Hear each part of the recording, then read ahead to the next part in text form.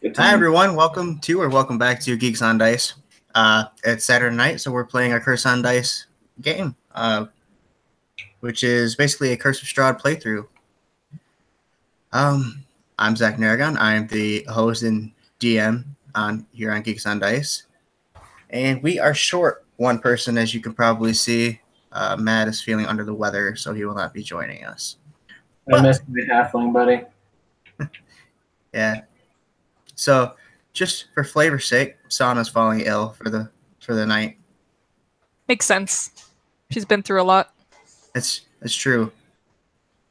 Which is unfortunate because she's the oldest and the wisest of the group. So, this will be interesting. So let's go ahead and introduce characters. We will start with Jared this week. Well, I am playing as Dovin, the half-orc that's just pissed off at everything and just wants to kill a bunch of things and get as much money as he can. Simple man with simple joys. Mikhail as Millie. I'm playing Millie Sweetberry, who really just wants to have fun for as long as she can have fun, and is not exactly the fondest of a certain shopkeeper. No, she's not. And of course, that leaves Jana playing Sid. Yep, so my character's full name is Cydia Villano, nicknamed Sid. She's a human blood hunter, and she is plagued by some terrible Strahd nightmares right now, and weird book stuff, and all kinds of good stuff, so looking forward to it. And I forgot to watch last week's game. So, refresh my memory a little bit, guys. Where did we end? I believe Sana was making breakfast pies, or were we past that a little bit? I believe we ended at the windmill. Yeah, we were just making pies. I don't think we went any farther than that. Yeah, Okay. That sounds right. Okay, so just to pick it up right up from there, if I recall correctly, Millie was going outside during all this. Dovin was walking in. Sid was just watching, I think, taking notes on how to make pies. Yeah, just taking some notes. Okay, it's coming back to me a little bit. So,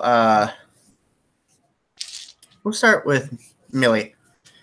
Now, when you walk outside, it looks like a typical small farm. I believe I said this last week. It's kind of a big hill, and the windmill is sitting on top of the hill. And all around kind of the crest of where this little mound would be is pig pens, chicken coops, a goat pen, maybe a horse, a couple cows.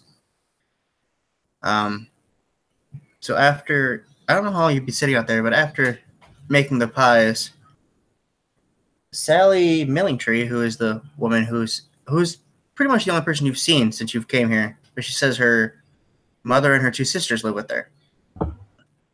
She would be going out to milk the cows. Okay. Millie's never watched a cow milk, so she's going to sneak behind her and just kind of look curiously. To your utter horror, she walks up and just begins pulling on the udders of the cow, and milk starts coming out.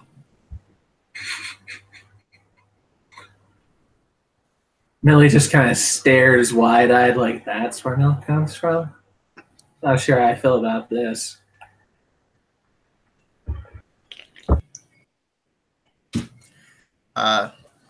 Dovin, like I said, you were walking inside, but as Sally comes out and Millie's been sitting outside, would you have stayed in there and rated the pies that were being made, or would you? Most likely, I would have been eating pies until I was yelled at to stop, basically. Gotcha. And she's outside, so she can't even tell you to stop. You can just keep eating the pies. I'm just downing these pies then. No care whatsoever. I'm not even cleaning up. I'm dropping the pans on the ground. I am just a mess right now. Okay. Roll a Constitution check as you eat all these pies. Oh, God. Sid is just watching, horrified. Ooh, there's a good roll. It's a 19 on the die. Okay. Let's see. So, is it a 22? Okay, yeah, nothing happens. If you failed that roll, I was gonna make you puke. Oh. So yeah, I would have kept going. right. Just like scoop up the big chunks out of the vomit, and those are still good. No need to waste food, right? Give it to Millie without telling her. Yeah. Millie's eating worse. But she probably also knows the smell of Dovin vomit. Oh, good God. So, after the milking, we'll call it the incident, she comes back up with these buckets of milk, and she starts pouring them into empty pans, the clean ones, not the ones that Dovin's left scattered about the kitchen. And then, or she wouldn't pour them in a pan, sorry, she poured them like a big pot, and then start throwing in flour and sugar and start mixing it up to make new pie doughs. And when you guys, how many of you would be in there watching her make the dough? I'm sure Sana would be. She likes learning new things like this. Sid's probably hanging out with Sana, comparing notes. I'm guessing Dovin and Millie probably have no interest in this anymore. Yeah, I'm going to be watching. Okay. So, as she's mixing up this dough, she's hand mixing it, and she'd ask Sana, because Sana's been helping her, to come help knead the dough with her tiny arm. She'd bring over a big old stool that Sana can stand on, and then climb on the table, and basically she's like half falling in the cauldron, trying to help mix the dough. There's probably hair and all sorts of other stuff falling off her. It's wonderful. But she does say, well, I should have mentioned this last night. I was going to leave you outside to freeze, but we could use some help around the farm while you're here. If you could. She'd say that to you, Sid, because you're the one inside. So Sid's like, oh, well, thanks for the offer, but we have some pressing matters to take care of while we're here, so we'll probably need to be moving on soon. Midway through your sentence, V would cut you off. No, of course. You gave us room and board. We will be glad to stay and help. And he looks at you. Oh, Quite rude. Sorry. The matters will be there later anyway. Nothing ever goes anywhere. This is Barovia. Look at me. I died and I still didn't go anywhere. Well, V, why don't you stay here and we'll go take care of our business without you? Well, maybe I will. And then he looks over at Ismark and Irina. Would you two stay? Irina would look at him like, hell no. But Ismark would be like, do you have any wine? And they do. So Ismark agrees to stay and help. But Irina won't leave without Ismark. So basically all the NPCs are staying, except for Jack. Jack would want to go with you guys. So, and V thinks for a minute and goes, what exactly is it you need to do again? Well, we have a dinner date with a acquaintance. He thinks back. You mean Strahd? That's the one, yes. You plan on honoring that? Millie leans in from outside. Don't think we're going to have a choice. Well, if Strahd's the one inviting you, I very much doubt it. It will be interesting, though. You'll see the aristocracy of Barovia. There's not much of them left, but they're around. And he starts thinking, I think there's that one lady from Valaki, then there's that one lady from over on the mountain, and then he just starts rambling off.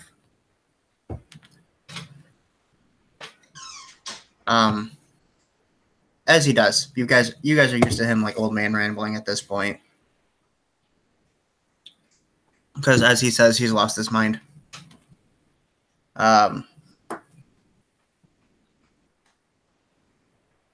Matt says, "Have fun. Don't let Sherbert die." Ha! Sherbert's gonna be the first to go. The DM says, "We'll see." He was very adamant about the sherbet piece too. Yes, young Sherbert. That's gonna be interesting to see what happens with that. So I'm sure at this point, Sally here's made multiple motions to add sherbet to one of the pies. She could always use more mushrooms. She doesn't get out much. But she would start directing those that were saying. She'd say, to Arena, I forgot her name. Ask her, please, could you milk the goats? The cows are milked. And then she'd ask V if you could collect the chicken's eggs. And look at Ismar. We need 2 of this chicken slaughtered, the ones that aren't laying anymore. They're in a separate coop. The red one we keep, the brown one are to die. And then they'd all just walk out and do their thing. So Sid's just gonna kind of follow behind Arena for a second and be like, Arena, so are you gonna stay here, or are you gonna go to Vallaki, or should we meet back here and then go to Vallaki?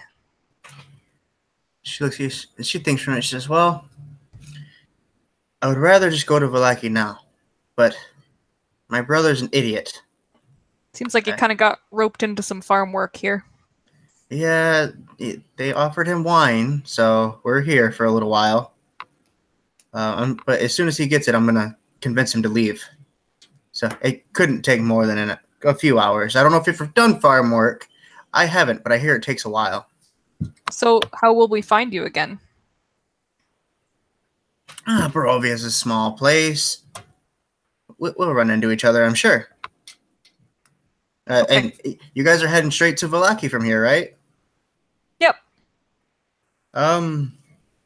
What you should do is when you get there, find an inn or a tavern or something, stay there, get a few nights stay there, and leave word at the front of the tavern, and I will go around to each tavern there and find out where you're staying, and we can find each other that way. Simple. Okay. So Sid looks kind of like hopeful, and she's like, "Oh, okay, that sounds good, Arena. So I guess I'll see you later." And then Sid leans in for a big hug. She'll awkwardly hug you back. Okay. Then Sid runs back to everyone else. By awkwardly, I mean you're giving her like this big, great big hug, and she's just like the awkward pat. Yeah. Definitely. I'm sure we were all picturing that in the first place anyway. Yep. So yeah. Is there anything else you guys want to do to gear up before you leave here?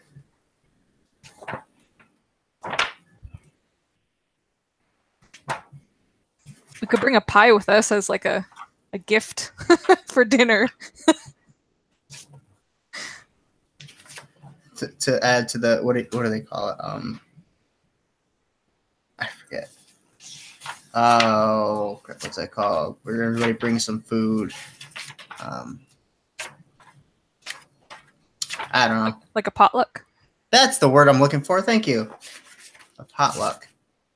Yeah, that sounds kind of like a good idea. So Sid's gonna wrap up a nice like berry pie. Which kind? She's got all kinds. There's raspberry, blackberry, blueberry, strawberry, apple. Blueberry pie. By the way, it's really weird that these berries are growing because it is definitely still cold out here. Like not to the point where it was in Barovia, but it seems like it'd be too cold to grow these berries. Question: wasn't our entire point in going to Vallaki to take Arena to Vallaki? Kinda, yeah. Mm-hmm. But I mean, plans change. We could just knock him out. Knock who out? Bismarck. I feel no pity for him. I mean, you could probably do that. Pretty sure if we grabbed a wine, he would come with us. So yeah, just dangle it off a stick and then start walking. Yeah. Carrot and stick. Carrot. So yeah, you guys go ahead and talk. Whatever your plan is, just let me know. So I assume it's like dawn or morning. It's And- mid morning, yeah. Okay, and then the dinner invite is evening. And then how far did you say? Like, how far are we from the castle? From the castle. No. Oh wait, you guys are over. I gotta remember exactly where you're at on the map here. Oh, that's an idea. We could just leave her here, go deal with the dinner, come back. Yeah, just meet up with them. You're easily about a day or so's walk, unless you took like went by horseback or carriage or something. You're almost equally as far away from Valaki.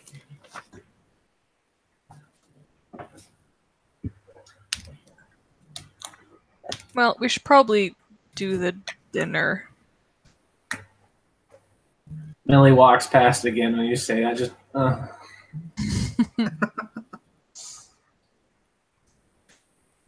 I just walking past the door during the wrong parts of the conversation. Nothing but disappointment today.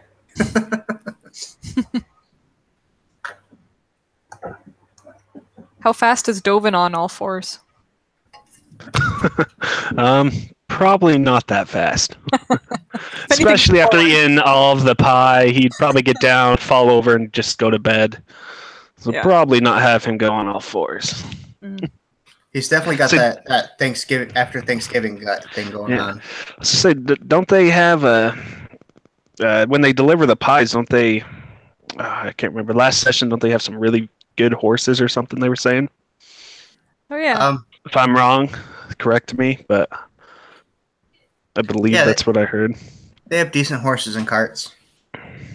I mean, they make it to these places that are days walk away by daybreak, sell their pies, and are back, before the end of the night. Okay, so who wants to ask if we can borrow one? Yeah, they're probably not going to like Dovin so much, so I'm not going to ask. Really, he's not one for speech either. The carts aren't currently in use. The carts are already over in Barovia and Valaki. Oh, are they? Yeah. Okay, never mind.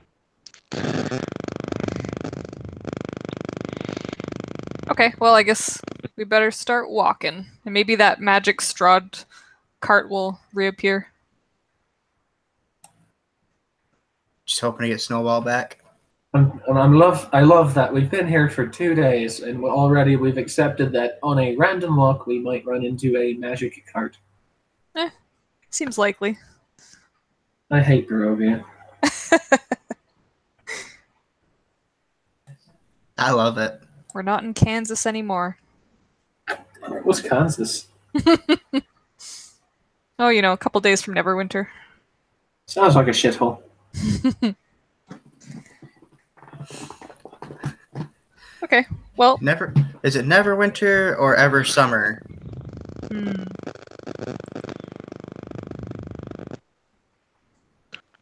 Bad pun is bad. You gotta watch Versatile Diecaster's Dragon Hunt to understand that one. That's pretty funny. It's like a running joke because he has a place called Ever Summer.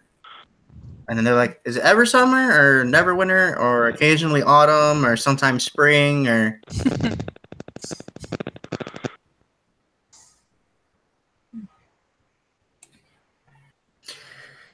Okay. So I guess we could just start walking. I don't know, whatever you guys want to do. Delvin will follow as long as he still gets paid.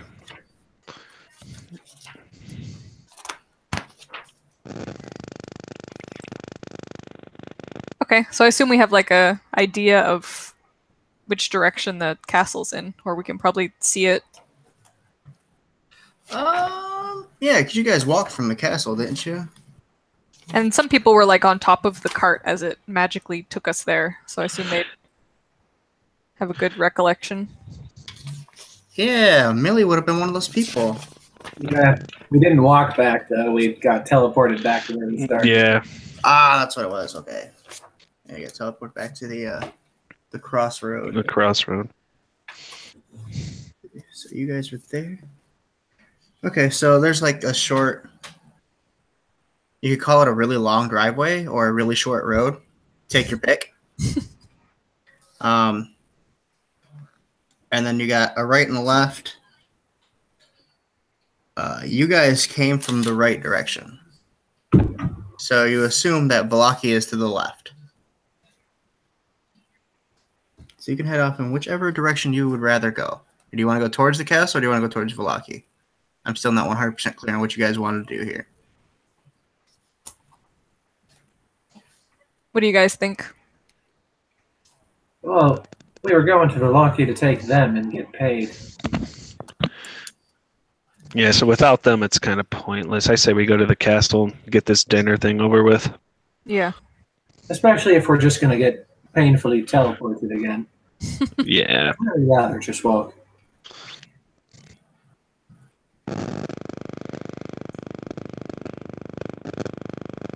So castle it is.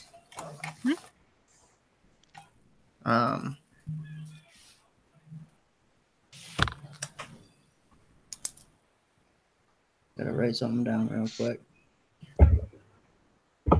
Roll a few dice. Okay. So yeah, like I said, it's if it's not a day's walk, it's pretty close. So you guys begin heading that way. I keep looking that far off. So you guys turn right. There's a long curve. It takes 5 or 6 hours, and you reach the woods that you remember. So it'd be somewhere around 3 o'clock when you get to the woods. And as you step into the woods, should have prefaced this with, when you guys were leaving, V would have handed you guys a couple of the chicken eggs that he was collecting, just as a, here, take these with you, because I did the work for them kind of thing. Cool. And but he stayed there. Oh, take those. Millie. Use out of chicken eggs. Millie, go ahead and roll perception as you guys approach the woods, as you enter the woods. Guys, a hose and which dice? There are too many of them to choose from. Golden snitch. Dirty 20. Dirty 20? As you're kind of glancing about, because you guys are walking in like a group rather than, in a marching order of any particular shape or size. Dovin's probably out front because he has the longest legs out of all of you. Sid's probably got like a gang line on her because she's reading a book while walking. Mm-hmm. Okay. So you're looking around. You're just looking around, checking the group, Millie, and you see Sauna just suddenly start sinking into the ground, and then within seconds, she's completely swallowed. Millie sprints over to the spot and starts like furiously digging at the dirt. As you start digging at the dirt, you can feel it start pulling at your hands, and at some point you can't pull your hand out, and it's pulling you in. And first your arms go in, you're trying to keep your head up so you can breathe, and then your head goes down. And so Dovin and Sid, all you see is Millie's little feet wiggle, and then they're just sink and they're gone. Uh-oh. So Sid's gonna pull out her rope and hand it to Dovin and say, I guess I'm gonna go in and try to get them. You hold on to this, okay? Dovin, as she hands you the rope, she starts sinking into the ground quickly, just where she's standing next to you. Oh no. Maybe get back, Dovin. She drops whatever Run! she drops whatever book she's been reading. And My book! It sinks into the ground too, separate from you, Sid. But quickly, next thing you know, your neck up in dirt, and it's hard to breathe because when you're buried under dirt and stuff, it holds your chest from being able to expand and contract and compress it. So it's hard to breathe. And then your head, and you're just covered and you're gone. Everything's pitch black to you. Dovin, you're just standing there holding an empty rope now. Awesome. What would Dovin do? Dovin's gonna kind of poke at the dirt, see what's going on. As you like poke the dirt with your finger, the dirt kind of shoots up and grabs your hand and starts pulling you in. Yeah, he just says "fuck it," and he just kind of goes with it. You just dive head first. Yeah, just go into it. All this intense electric guitar music with everybody else. And Dovin is just my heart will go on. Saluting as he just sinks and just. So you dive head first and your head just smacks hard ground, and then you're just laying there. And you can feel yourself big sucked in. And Dovin, what happens after you sucked in is all you can feel, and this happened for each of you, is you feel this rushing of dirt, and you just feel yourself dropping, and it's hard to breathe, and it's super dark. You can't see anything. You don't know which way's up, which way's down. And then within seconds, it goes from feeling like you're sinking to feeling like you're rising. And Dovin, as you rise up, laying face down on the ground, you look around, there's soft grass instead of the hard dirt path you've been walking on. And you look over, and Sid's over there picking up her book. Millie's just standing there dumbfounded. Sana also looks very confused. You look around, you see the high buttress walls. You see the castle off to your right, and you're like, oh, yeah, we're back here again. You couldn't have let us fucking look. No, you gotta do this shit again. We get the fucking point. You're magic. Go to hell.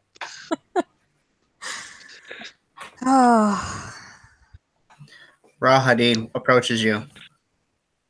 I mean, you guys still don't know his name, but I'm just going to start saying his name. He says, yes. I can't remember his name, so I'm going with this one for now. Says, okay, now we do this one more time. And he pulls out a clipboard with a piece of paper on it, a piece of parchment, and a quill feather. And he says, now, Lord Zarovich has given me your correct names, you bunch of liars, except for you, Dovin. I appreciate you. And he's like, I put a star next to your name. See, star right there next to your name. He kind of looks all smug, crosses his arms. She's just like, yeah, that's right. Because you're a star. My real name is Michelle Obama. He looks at his sheet again. It's really not. It is. It is. You have the wrong name. No, it says right here, Millie Sweetberry. Are you sure Strahd's not fucking with you? It's right under. But are you sure your boss isn't? Cydia Villano. Now that one does just sound made up. I don't understand. Your boss likes to play games, right? You sure he's not playing a game with you? He does not play these kinds of games. His kind of games with me involves filleting my flesh and pressing silver against me. That is a good game. Good game. Sounds like you're in an abusive relationship, and maybe you should think about getting. There's a hotline for this sort of thing. But you see, it's an honor to be the advisor to Strahd von Zarovich. I'm not getting that. I hope you get paid well. And he's okay. So I take it your name is Millie. Crossed off. Okay, you are here. Cydia. Which one's Cydia? The other short one. Yeah, just call me Sid. Oh, I'm not short. Oh, the human one. Okay, cross off, and then says the other one must be. Okay, it's on. And then it says, where is? And then as she's saying, getting ready to say another name, you see a skeleton start rising out of the ground off to your right. And then the skeleton bends over, picks up his top hat, puts it back on his head. He looks around. And it's V. Oh, what's his name say on the sheet? V Crowfoot. Oh. It's Vector, damn it.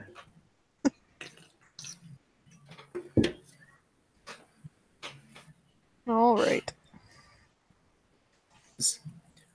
Why is a skeleton here?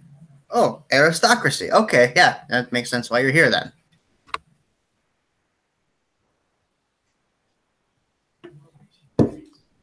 He looks at him like, what now? Okay. He says, if you'll all follow me, we have rooms for you all for the night. A whole night? Yes. That seems excessive.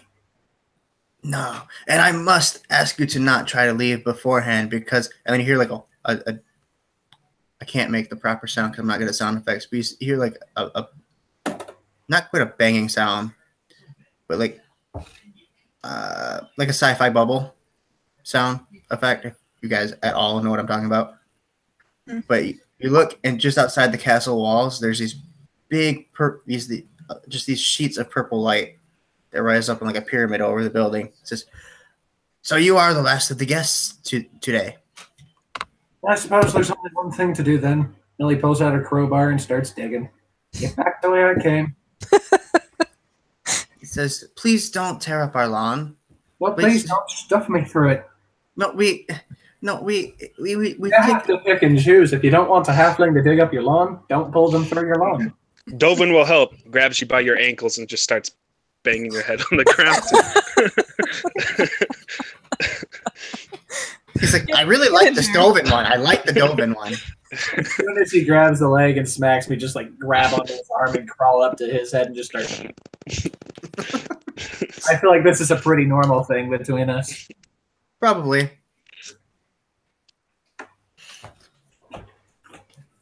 And between all this, Rahadin's like, I like the Dovin. Just don't hit him back. That's not how this game works. Shut your mouth. This isn't part of your business. If you'll just follow me, I'll take you to the room. Why don't you? I gotta change the page up. Later. Please don't take up my yard. Stroud will press silver against me again, and it's not pleasant. I thought you were gonna say press charges against us. Millie pulls out a silver piece, like begins to like point it at him in like a flicking motion. Just doesn't really do anything. He kind of sniffs the air. Smells like someone gave you a fake silver. Dovin laughs. So fun fact for Shauna, all of her money's fake then. That's the only place I got silver was that guy I pickpocketed. Just walking around with Monopoly money. Oh, yeah. I'm trying to find the right page now. Because, again, change plans. So where the hell do you guys go in at? This way, so you're there.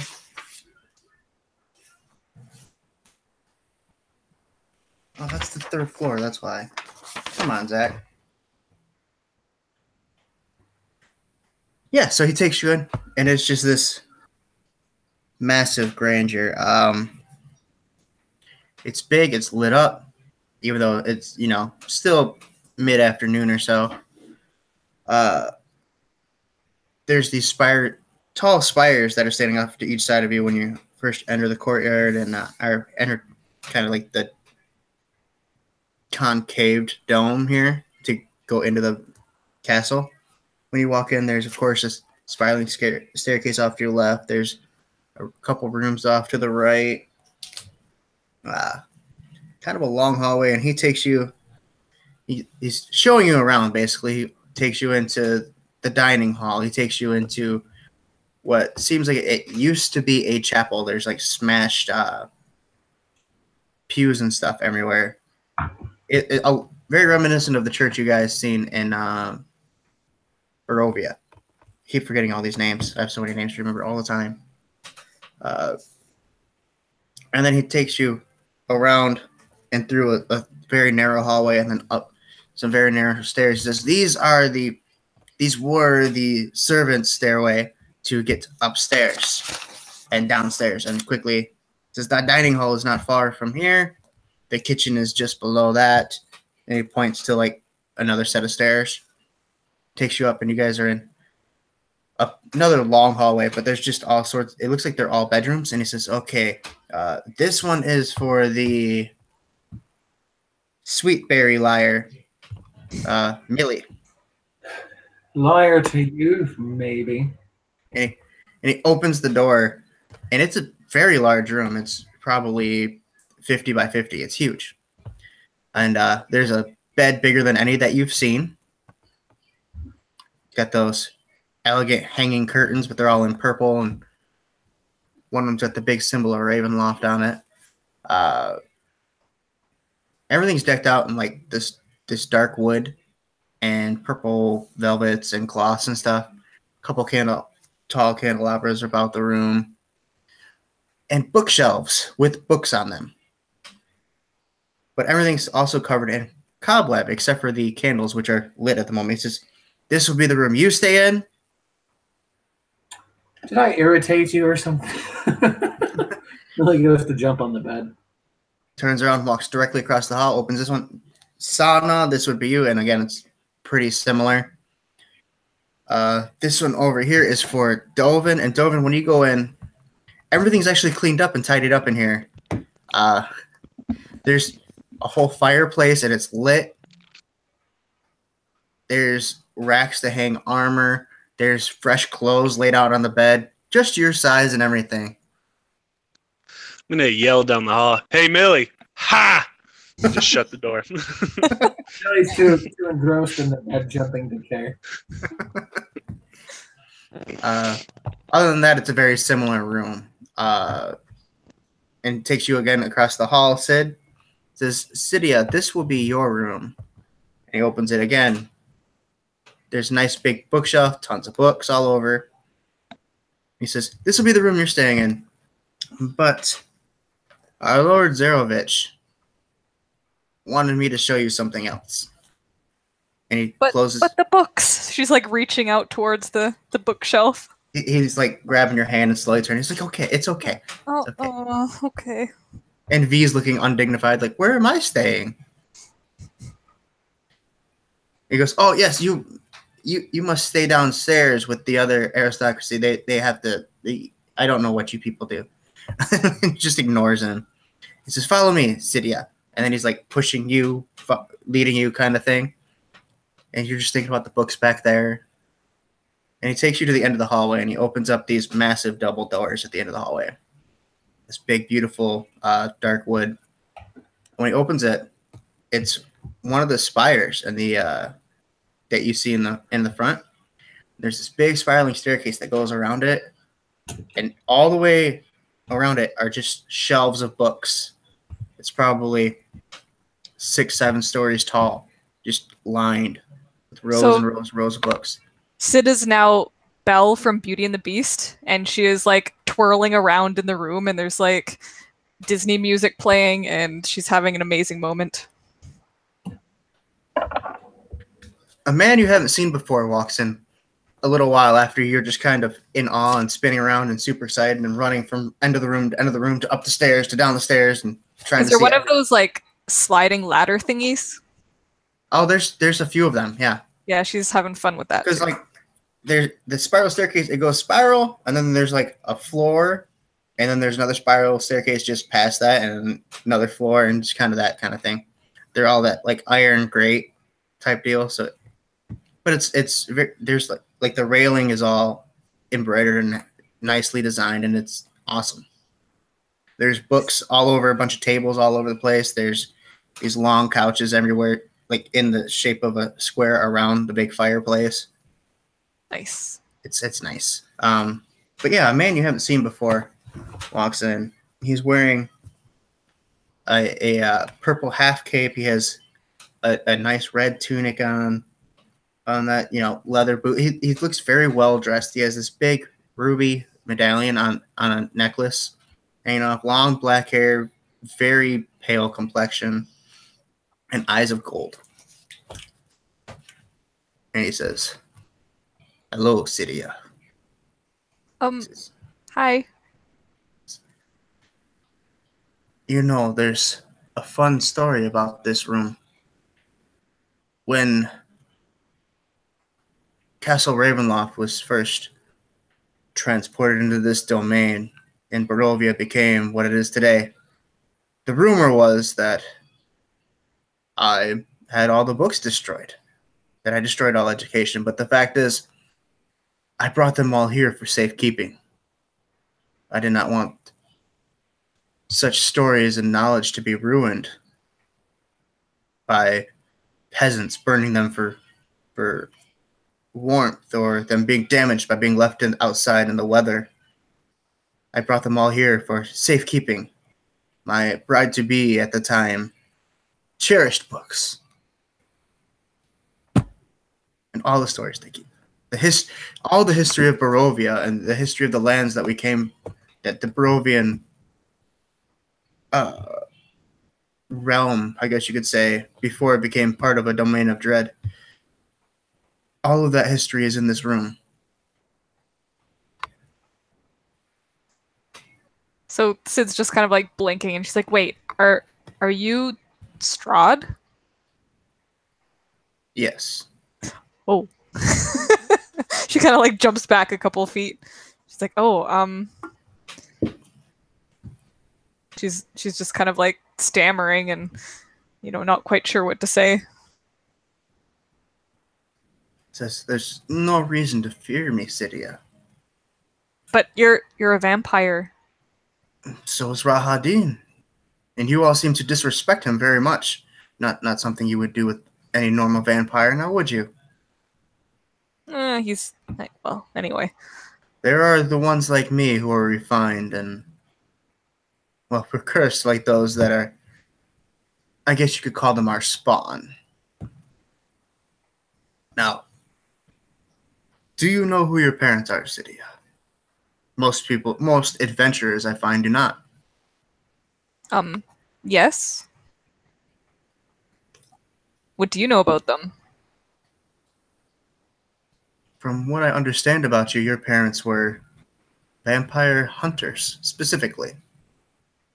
They were. It's very interesting. Upon first meeting myself and my hand here, Rahadin, my advisor, do you deem us creatures that are so evil that we deserve to be hunted simply for existing? So she's kind of like squinting and looking him up and down and not quite sure of herself. She's like kind of has one hand on a rapier at her side and she's very tense and she's like, well, I don't know. That's fair. You see, I myself, I don't know about the other vampires from where you came. But I myself have been called a monster for the deeds I had to do during our great times of war. In fact, this castle is the village of Barovia was built out of my victory in war, my protection. Vallaki, which I'm sure you were heading towards, because all the adventures that come through here do. But the Visanti people were released from. I was their salvation, is what I mean to say. They were imprisoned and enslaved by those who owned the lands before them. I came through and freed them. Does that make me a monster? Hmm. From what I understand, that is the opposite of a monster. I don't know. Rahadin's giving him a little bit of a side eye and then looking back at you. So Sid's gonna just kind of look him over again and be like, "Did you bring us here?" No, I didn't specifically bring you here.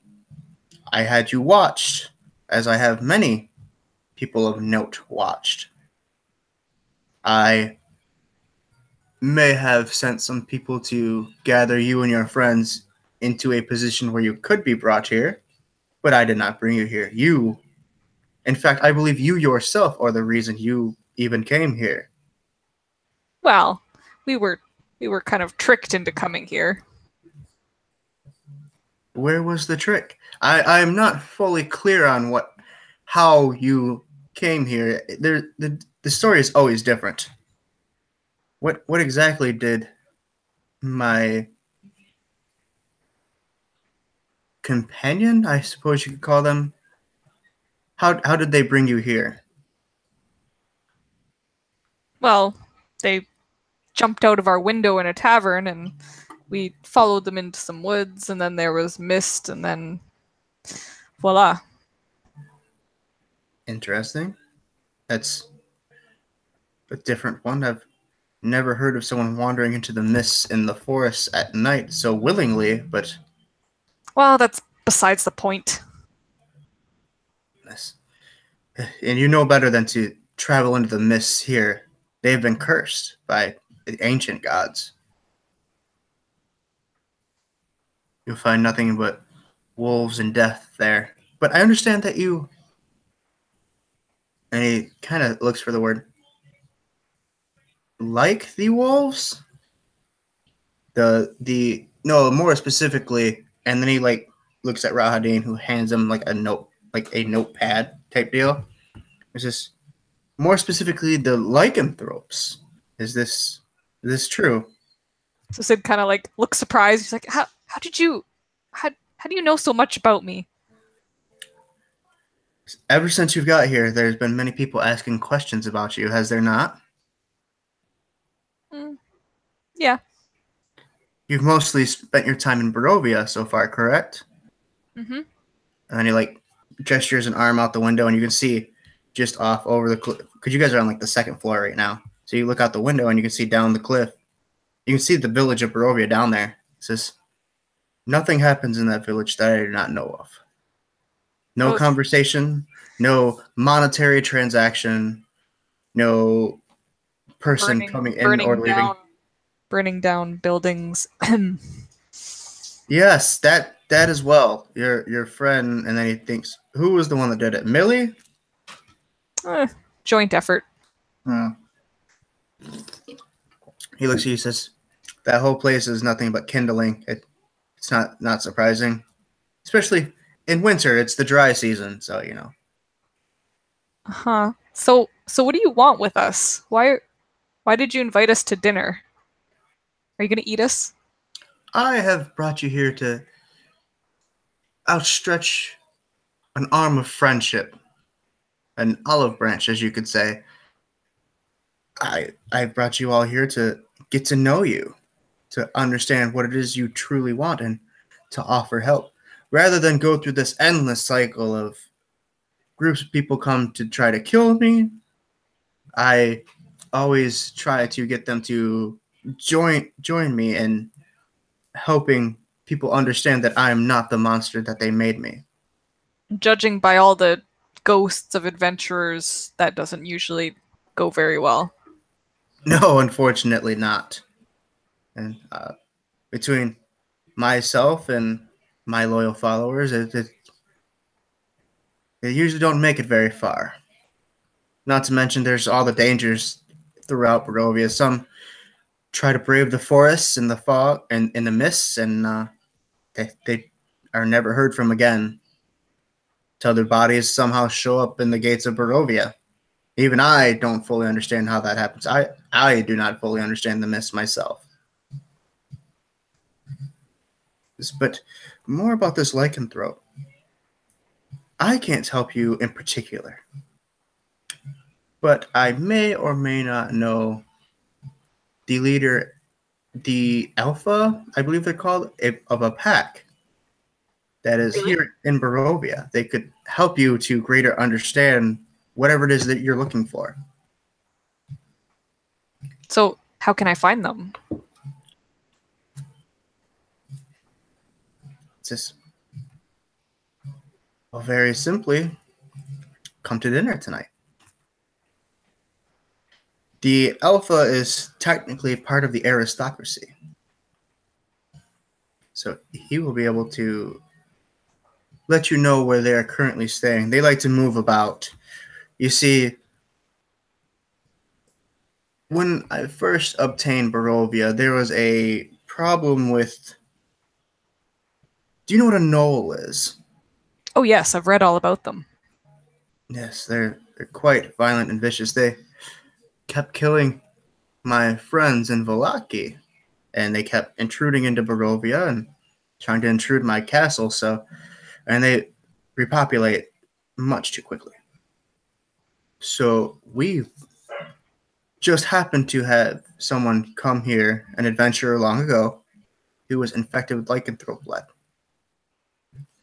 And we band together, got some of the Visanti and some of the Barovians who wanted to come out of their poverty and amass the lycanthrope army to stomp them down. And ever since then, their alpha has been considered aristocracy. But since then, we've fallen into odds against each other. Someone found a book at some point that an adventurer brought that said werewolves are not supposed to like vampires, and here we are. I'm constantly just trying to make peace with the people here. Have you ever heard the expression, the head that wears the crown is always heavy? So you consider yourself a little misunderstood, is what I'm hearing. Very much so. Hmm. In the first place, I was punished with this vampirism, this virus, this curse that I have for simply being in love with the wrong woman. All of Barovia happened because the gods were angry at me for falling in love with my brother's betrothed. And this is the punishment they fit deem, because the gods are indeed quite cruel. And what do you now want with Arena? Have you noticed that the people in Barovia the Barovians themselves are quite odd? They seem disgruntled. Little weird, little sick. gross. Yeah. They never quite can seem to focus on anything. The ones that are like that have no soul. There are so many to go around, and humans are humans, and they repopulate faster than the souls. When someone dies, the soul is supposed to move on to and then he thinks about it, ethereal, astral, something like that plane. But the mist traps the very souls of the people here. The adventures you've seen the March of the Dead, so you know they're doomed to forever march onto the castle. But I can tell you from this end, they only make it to the walls and they vanish. They vanish sometimes in the courtyard, is the farthest I've seen any of them make it. But the souls have nowhere to go, so they must find a body. Now, the Barovians themselves aren't born with souls. Every now and then, when a woman is pregnant, the soul will somehow find its way, again, by means I don't quite understand, to that unborn child, and then they will be born with the soul. The aforementioned woman, my brother's betrothed, her soul was trapped in this plane with us, but my brother's was not, for whatever reason. Again, cruel twists by the gods themselves. And her soul has been moving on, and the Visanti people. I believe that Arena currently contains the woman I love's soul. But that doesn't mean that Arena owes anything to you. It's not her fault that this soul is in her. Well, that's why I've never brought her against her will. I've never wished it. She must come here on her own, and I can perform a spell to awaken her memories of her past lives. And then we can be together finally, after millennia. Well, I don't think Arena wants that. One day she will. I have never tried to force this issue on her. I have extended my hand. I have offered to help her. Her father attacked me. I retorted in the way I must. Her brother very, very clearly does not like me, her adoptive brother. But as I said, propaganda and all that, and it cannot be helped.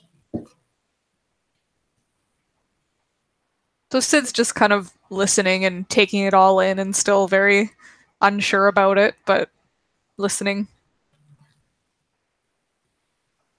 Says, I see you don't quite believe me. I know it's a lot to understand. You can... he looks over and he points down. Over there in that section between that, you see the brazier there and the ladder there. In between there and somewhere in there, there's the history of Barovia. and our written chronicles of what happens with souls and the like.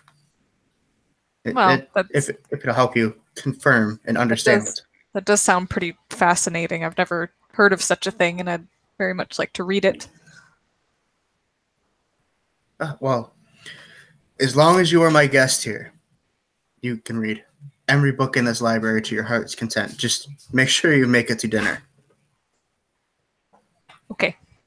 And then he turns around and he begins walking down the stairs to head on out. And as he gets to the bottom of the first steps and you're like looking at him through the grates at your feet, is there anything else you wish to ask me before I leave? Well, do you know if my parents are still alive? He looks at you and he thinks for a minute. He takes a couple steps up. He walks back up the stairs, kind of like, oh man, I gotta walk back up the stairs and then back down the stairs again. He pulls out a book and goes, no, they wouldn't be in there. What are their names? I can assess and have them look out. Have my spies go out into the world and try to help you find them even. Their names are Tamila and Aurelius Villano. I will have this matter looked into. Well, thank you. Of course. And he turns around to walk out again. Over his head, and he turns around just like over his shoulder, says, do I still seem like such a monster? Sid just watches him, doesn't answer. And he just walks slowly all the way back out. Rahadin, by the way, the whole time has been standing by the fire looking up at you, just making sure you didn't make a move against him or anything. Yeah. And once the crowd leaves, he says, he turns into a swarm of bats and flies up and then reassembles in front of you. He says, now our Lord, he now suddenly is Mexican. I don't know what's happening. Says, our Lord, how did the voice go? I'm so bad at this.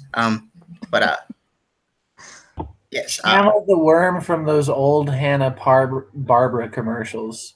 I can't remember him. I really can't. Big teeth and the big eye. He's also in a Corpse Bride. Well, you know what his voice sounds like at this point. But he basically just says, Lord Zovich says, you can read every book here. Just do not damage any. If any are damaged, we will know. They are all warded. I'd never damage a book. Are you crazy? You better not. That is not okay. Can I borrow them and read them in my room? He kind of chokes for a second. He's like, I don't believe that is the best idea, but there are books already in your room. There's books in every room, I think. And he's like, yeah. Can I get a library card? A what now? Never mind. I'll read them here. You can read them anywhere in this room. I suppose you could take them back to your room, but do not hand them to that crude halfling woman. Okay. He says, before he takes off, he stops and says,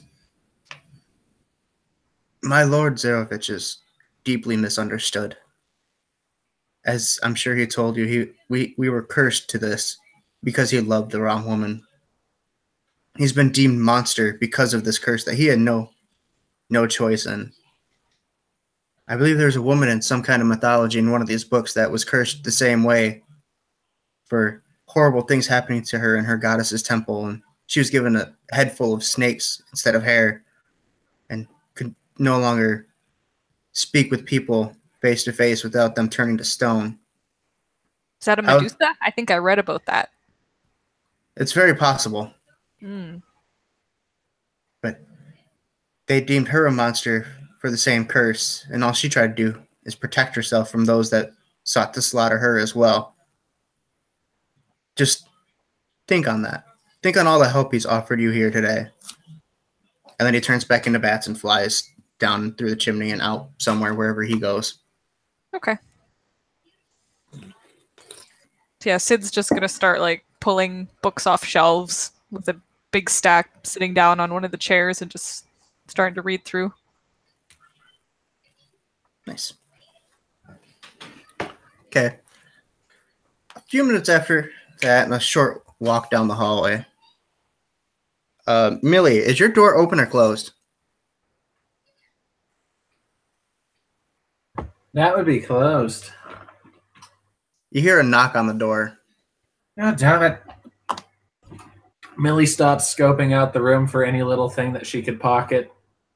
Kind of dresses the things back together to look half like she hadn't been raiding the place, and then goes to open the door. Okay, so you open the door, and the man that I described beforehand, I don't know if you know what Strahd looks like, but it is Strahd standing in front of you. But you don't know that yet, obviously. Whoa, big and creepy. How are you doing? How are you, young Millie Sweetberry? It's a weird spot. Since you know my name, I'm going to assume you're the one who ruined my tarot read joke. Thanks for that, by the way. That had a good life on it. I could have gotten him a few more times. He just looks confused. It was a good bit. But it's dead now. He says, "Can we speak for a moment?" I don't think I have much of a choice here. You're in my room. I don't really get to leave the room. He's not in your room. He's staying back a little bit in the hallway, and you're like, crack the door open. That's fair. Unless you swung it open on your own. No, it's Millie. She swung it open. Okay. So he's standing in the hallway. He says, "I will not enter your room unless you agree to speak. I will turn away if you ask me to." Say your piece. I simply have come to ask what it is you want from life itself. Fun, mostly. What kind of fun? As much as I can find. Some find board games to be fun. Some finds mischief to be fun. I believe that's your kind of fun. Part of it. Your friend Cydia, she finds books to be the most fun. But so is helping the people you care about. This is true. Fun. This is something I greatly understand. Not being trapped in a scary mist dimension of doom. Also pretty fun. Well, as I understand it, you came here on your own accord, following your friend to some mists that you should have known better than to follow into. Friends is fun. What was that? I did say helping your friends is fun. This is true. So what do you find to be the most fun? Just helping your friends? You're telling me to pick a favorite, and that's difficult. At this point, a man that appears to be somewhere in his early 20s is carrying a big, heavy chair up and sets it down, like in the hallway, because he's still in the hallway, and he sits down in the chair, and then the servant runs into your room real quick and slides a chair over for you, and then walks out and leaves. See, that was pretty fun. Yes, it is quite fun to have those that are willing to work for you. To have never been given a chair before. That's different. Climbs up onto the chair because she has to climb. And he sits and kind of crosses one leg over his knee. He says, he's probably full cross-leg Indian style. Right. Big chair. He says, "Do you not have anyone? Something tells me you would not have grown up in the environment where you could have a servant like that." I didn't grow up in an environment. I see. If that's what you mean. I grew up in a challenge, if we're going to look at it this way. Less of a game and more of a fight. I can understand that. I was in many wars in my youth to establish back against people. What's that? I said at least you can fight back against people. This is true, but when you're fighting a war, it's not only the people that you fight. There's sickness and weather, the literal environment. Millie Sometimes tries not to give away anything when he says sickness, but if you're any good at reading people, that one hits a chord. I'll roll insight. It's not very. I'm not even gonna roll. Yeah, I got a 19 on the die anyway. Yeah, I think Millie's passive lying is a 10. So So yeah, he can kind of see it, and he after he says that he watches your expression kind of change, even if it was for a slight second.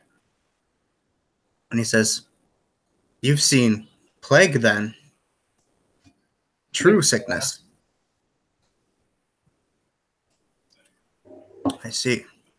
So the street then is quite literally where you lived. Poor districts.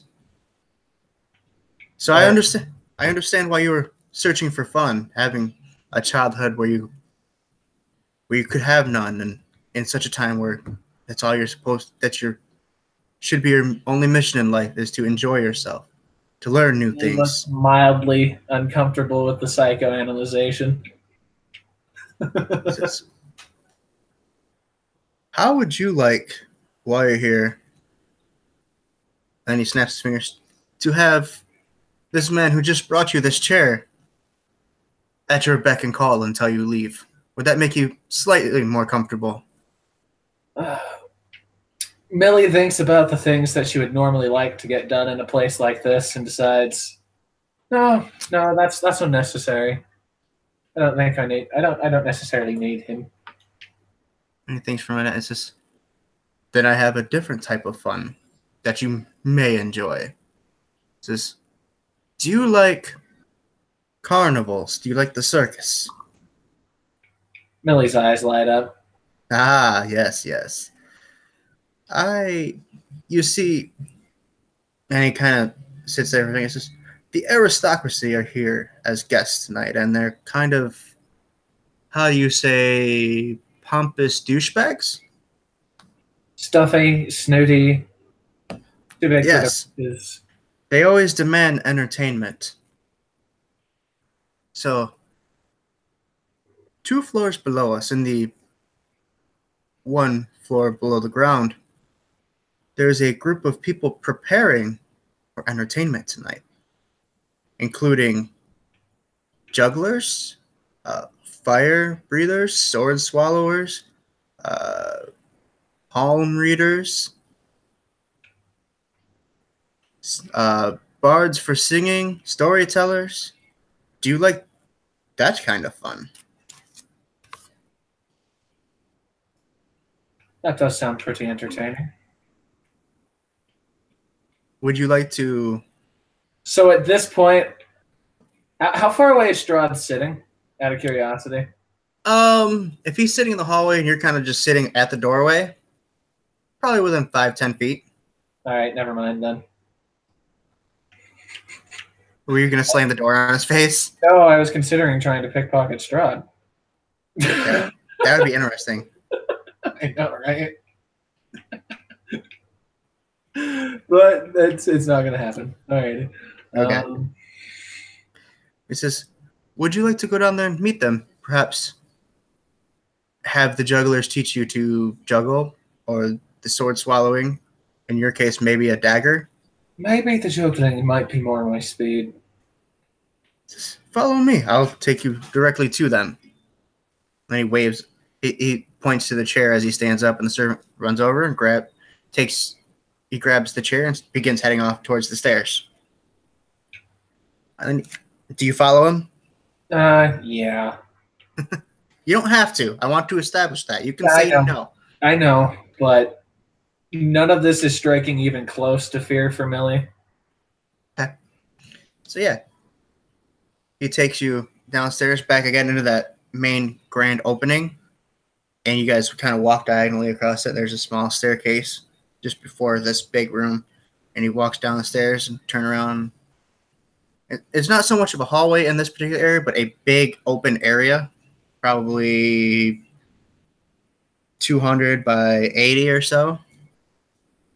It's a fairly large, big open area, and there's these cobblestone beams every so often. And you can see there's like a guy actually breathing fire, getting into the motion, a sword swallower practicing, someone playing with cards, doing card tricks, 2 or 3 jugglers, like 2 of the jugglers are doing that thing with the 2 jugglers back and forth. And then a palm reader practicing on servants. And when the servants see Strahd, their eyes get real big and they jump up and they run off and grab their trays and do whatever they were supposed to be doing. Silly servants. Fun is for people. He says, anyone you'd like to meet. They're quite a friendly group, in fact. Friendly or and then she does air quotes, friendly. No, quite friendly. I know carnival folk seem to have a bad... I've met good ones and bad ones. Yes, exactly. These happen to be the good ones. There are some bad ones. There's 2 or 3 traveling troops here in Barovia. I'm not sure how they quite all made it here, but here they are. Probably the same way everybody makes it here, by vastly wishing they were somewhere else. Well, you see, some people get here by stumbling on accident into the wrong area and fall down the rabbit hole, as they say. And vastly wish I was somewhere else, yes.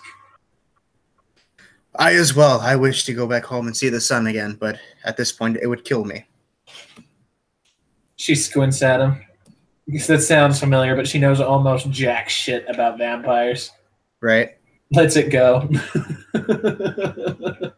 Write a mental note. I have to sit about this later.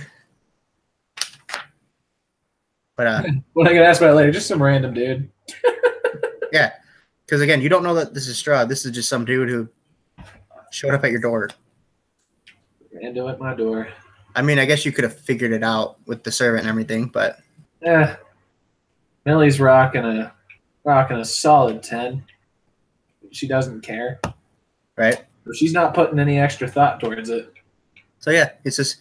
But go ahead and greet yourself to any of them. I have 2 more guests to speak to. Well, shit in the cracker. Not counting the aristocracy, and then he just like rambles off to himself and walks back up the stairs. That was fucking strong. Alrighty then. He goes to fuck around with the juggler. So yeah, the juggler will tell you his name is Jory. So Jory the juggler. Millie, Jory. Right. And he says, "Oh, hi there, little one. What can I help you with?" You should teach me to do that thing with the bowls in the air. And he's got 4 in one hand, and he's juggling 4 with one hand. He goes, this, or this, and then he switches it up and starts juggling back and forth. And then he like lifts his leg up, and he's doing all sorts of weird crap. Yes, and yes. I got a really cool one. But don't tell anyone we're gonna do this, but we're gonna do this at tonight's dinner. And he says, Pete, come help me. And then one of the fire breathers walk over, and he breathes fire above the balls. And as he's juggling, they catch on fire, and he's still juggling them. That looks painful. Not at all. And then he catches the balls, and he hands one to you while it's still on fire. He's just holding it. Throw it to the ground as soon as it touched my hand.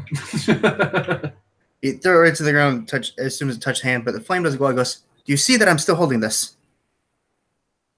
It's illusory. You do make a valid point there.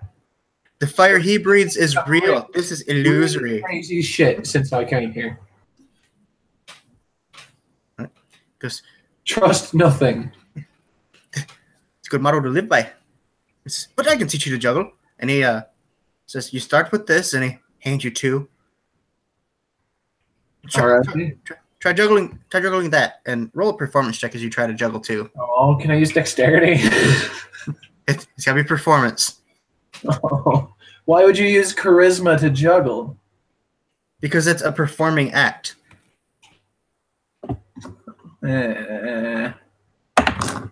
12. Yeah, so you juggle 2 just fine. You're like, oh, okay, this is pretty easy. Just ready? I'm going to throw in a third one. And he tosses the third one above your hand. Now make a dexterity check. Woo! Something I'm good at. 17. 17? Yeah, and you right away, you got 3. He goes, what do you need me to teach you for? You got it right there, don't you, little lady? I don't know about got it more than scrambling to not drop. It's just before long, you'll be juggling daggers. I usually just throw them. Well, you throw them in the air and you catch them with one hand and you throw them over to the other hand and you throw them back in the air. Throw them so the person who I don't want to be alive catches them in their chest. Your view pans over to the other 2 that are juggling back and forth, and they're juggling big, long knives back and forth. It's just like that, except I don't expect the other person to catch it. Oh, yes. Are you ready for another bowl? Probably not. Go for it. Throws you another one. Go ahead and make another dexterity check. Oh, God. Different dice. 15. For 4. You drop the last one, but you keep the 3 kind of in wobbly balance. He goes, it's okay. And then he picks it up and says, you'll get it. And then you just kind of do this for a while. Yeah, that'll entertain Millie for a good long while.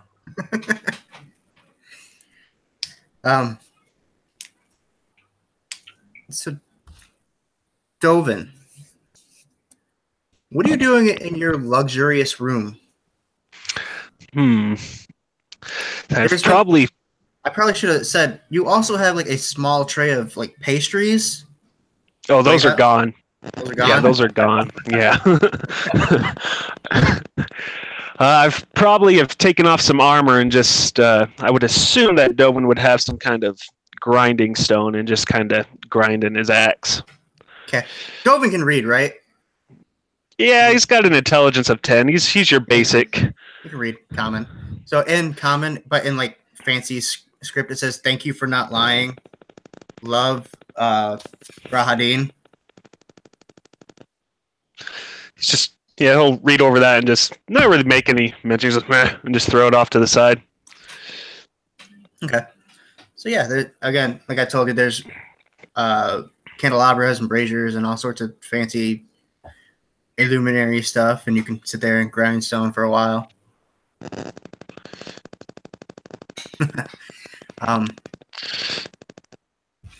But you hear where are you at?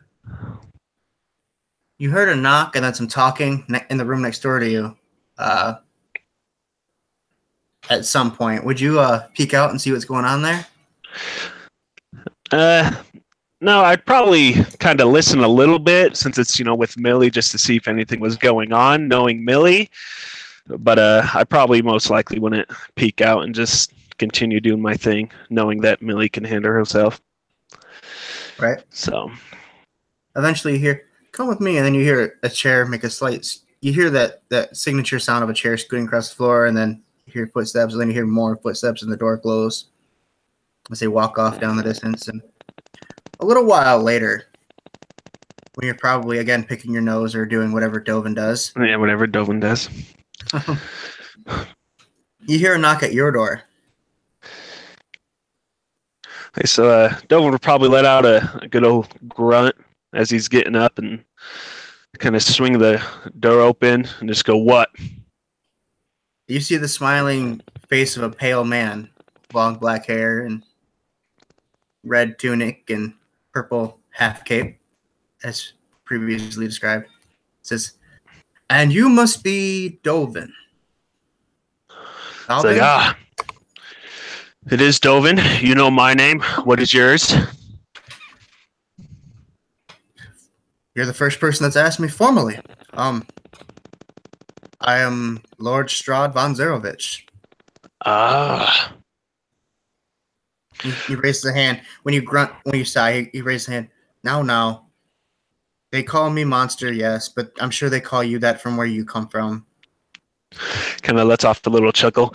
Yeah. Can we speak for a moment? I've already talked to all your companions. That depends. You have wine? And he says, I can have some brought up. Well, then you're my best friend. He laughs, and then he closes his eyes, he squints his eyes for a second, and he opens them. The wine will be here momentarily. Is there... I assume there's like chairs and stuff in my room? Yep. There wasn't all the rooms. There's like a small table and like 4 chairs next to the fireplace, like in front of the fireplace. And... Dovin would kind of gesture him to come in. Okay. He says, well, thank you. And he walks in and sits himself down, further away from the fire, but closer to the door.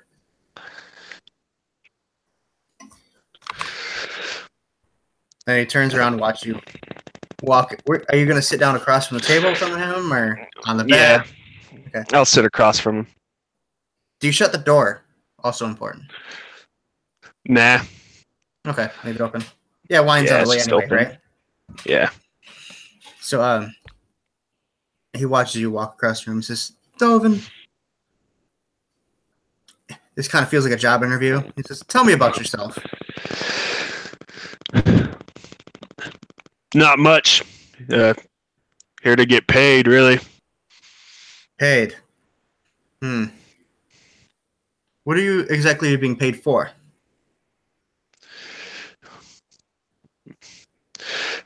Taking people somewhere. Millie has the details. I'm just there for the muscle.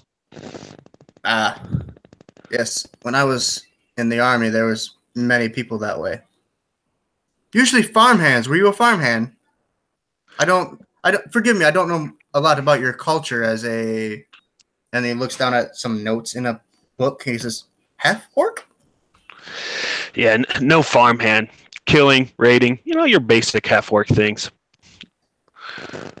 Just sounds similar to goblins. Kobolds. Those knowing little things. Just that is one good thing about being in Barovia. We no longer have to deal with goblins or kobolds.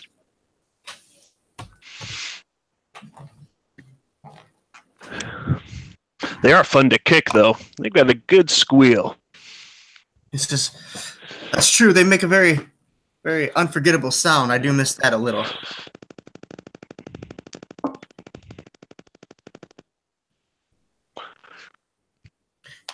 And a moment later, you see, speaking of goblin, you see what at first you think is a goblin. It's probably 2.5 foot tall, so very like to your knee, long pointy ears like a goblin, but it's got a rat-like tail and a very muscular body, unlike goblins, which are usually pretty lanky. And it's got its head down. It's got a long shirt on. It looks like a dress, but you assess that it's probably a long tunic or something of a dark purple color. He's carrying in a silver tray with 2 hands, and he walks up and he has to like stand on his tippy toes to slide it onto the table. And there's 2 bottles of wine full, and there's like a golden apple on the side of the bottle of wine. And he like gives a low bow to both of you. And he says, would you like anything else? Or Strahd asks, would you like anything else, Dovin? Let's see. When's dinner again? He looks around, looks outside, kind of squints one eye. In about an hour and a half or so? 2 hours, maybe? I'll be fine. I'm good. Okay. And he says, thank you, Ratburn. That will be all. And the creature scampers off. So the creature looks a little something like that. Oh, okay. I don't know how well you can see it. I can see it pretty good. But without the dagger. He was carrying a tray instead.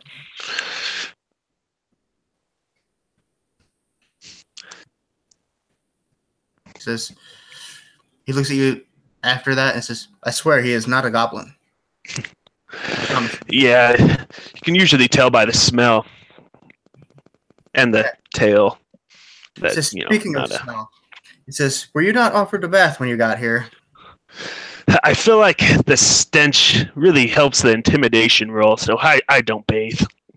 Says, we will be in front of Now, personally, I don't mind it. It reminds me of the battlefield, the trenches, but we have some very sensitive guests joining us for dinner tonight. Says, I have an idea. And he takes one of the bottles of wine and he pours it into both your glasses, and he looks at the rest, and it's still about half full.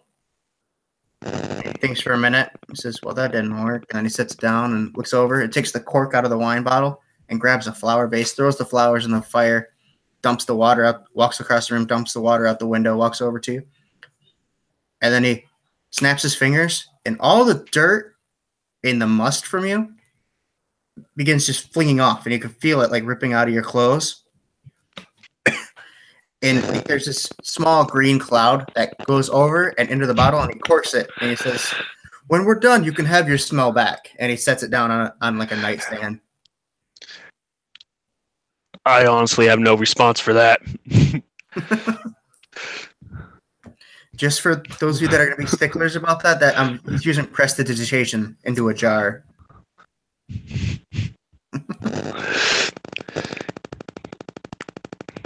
He says, Dovin's probably got just kind of a shocked look on his face and just kind of mutters, magic. He laughs and says, magic is a wonderful gift. And he walks back over and sits back down. He says, are you still in your armor, by the way? Because there was an armor rack that you could hang your armor on. I'm not, but I didn't use the armor rack. It's probably just laying by it somewhere. Dovin's a very messy person. Right.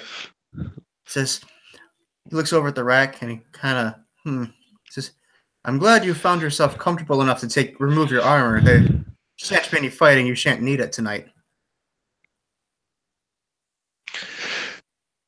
Figure as long as I've got the axe, armor will be second. If anything happens.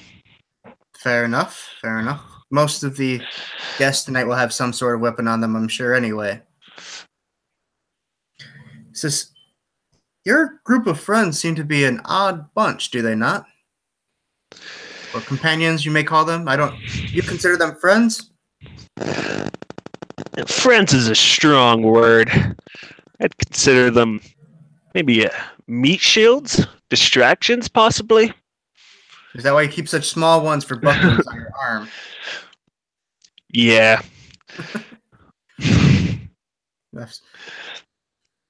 It says, as one who's considered a monster to another, person who's considered a monster simply for existing, you obviously did not choose to be a half-orc rather than a human or an elf or whatever else you could have been. It says, I did not choose this curse for myself, nor did I choose the curse to be on Rahadin or my brother when he was alive. But we are who we are, and we're labeled as monsters for this. So despite what you may hear when you leave this castle tomorrow morning, think about the fact how you have been treated simply for existing, and then remember, that's exactly how I am. Now, I will offer you all I can while you're here, whatever entertainment you may require, whether it be books like your friend Sid. Your friend Millie is downstairs learning to juggle at the moment. By the way, Millie, go ahead and take proficiency in juggling. I'm gonna use that more than you think. I'm sure. That's why I told you to take it. I've talked to your friend Sana quite extensively about wizardry. You see, I'm quite the practiced arcane mancer, and her use of necromancy is quite interesting to me. But you, as you say, you are the muscle. Some say you are quite important in any group. Probably even the most important. Dovin's going to kind of stretch and be like, yeah, I basically hold this group together. Yeah. He says, yes, well, I often find the strongest are very crucial to survival. I agree. It says, the clothes that are laid out, we had your size measured before you ever even came here. In fact, I understand that there was someone in your room the night you came here. That's kind of what he was doing at that moment, was taking measurements. Everyone should have their own clothes, but it seems like some do not. Maybe they might have slighted Rahadin in some way.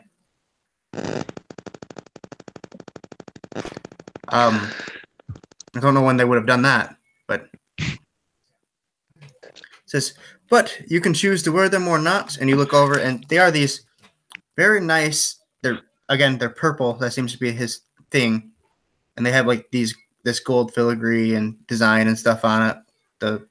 Like an ivy leaf going up the side of it. He says, you can look the part tonight and prove all those downstairs that are worried about your appearance here wrong, or you could go as yourself. Again, as a man called a monster by no fault of his own, I understand if you would choose to. Either way. The way I see it is, I'm not really into the whole fancy dressing and all that. And honestly, I don't give two shits what anybody thinks. He laughs. Just as I said before, I was a lord or a count or whatever you may want to call me. I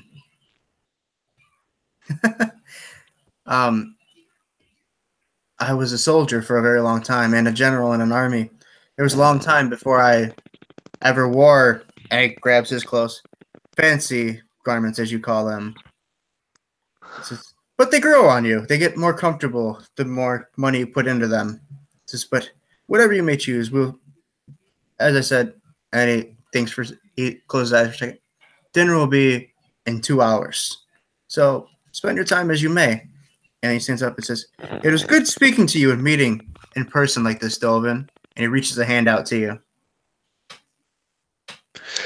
Dovin will shake his hand. And he gives you a little nod, turns around and walks out the door. And that's where we'll take our break. Cool. So, be back in here in just a couple minutes. Sound good. All right.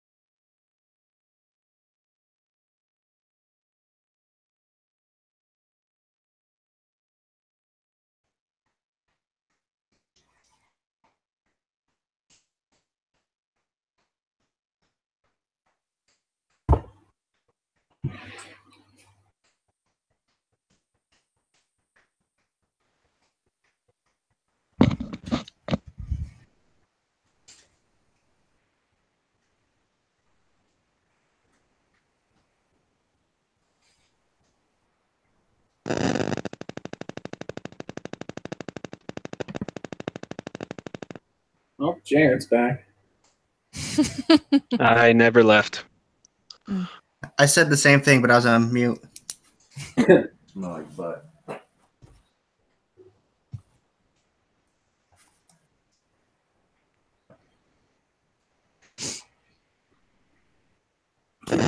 My flavor's back up in case I need to use it.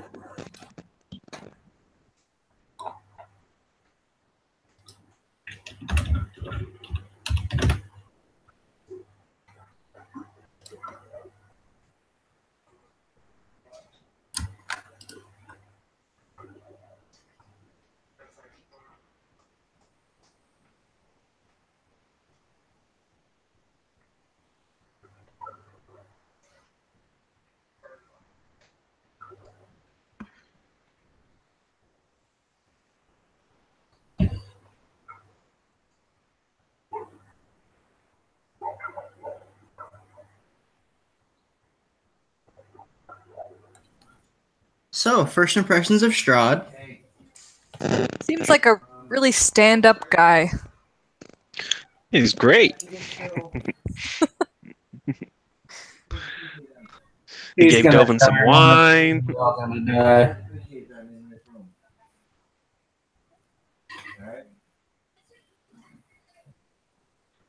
This is why I told people they did not want to miss this week's game. Although I won't lie, I was partially hoping that some of the aristocrats would already be watching some of the performers, and I would have done some other things if that had been the case. Oh, you'll have your chance, don't worry. I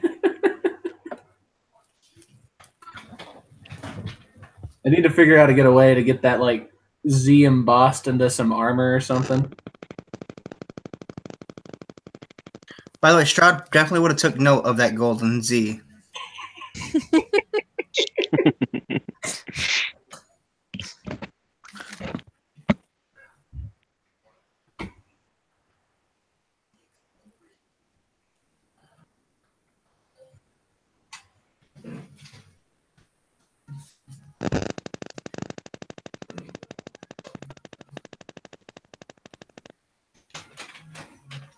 I keep saying we're all gonna die, but I'm probably just gonna get myself killed.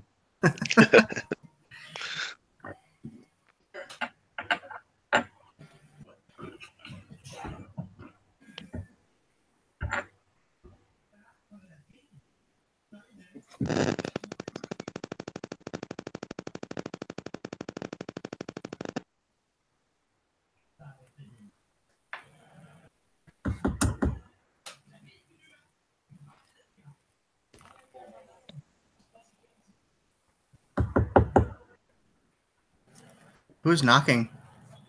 I was tapping something out of something. It's bothering me. I'll mute.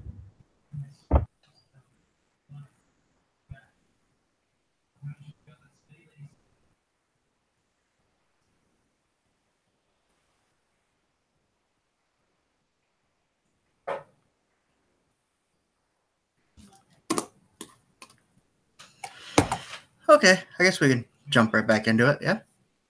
I was just writing down some names. Yeah, sounds good to me. Mm-hmm. Okie doke.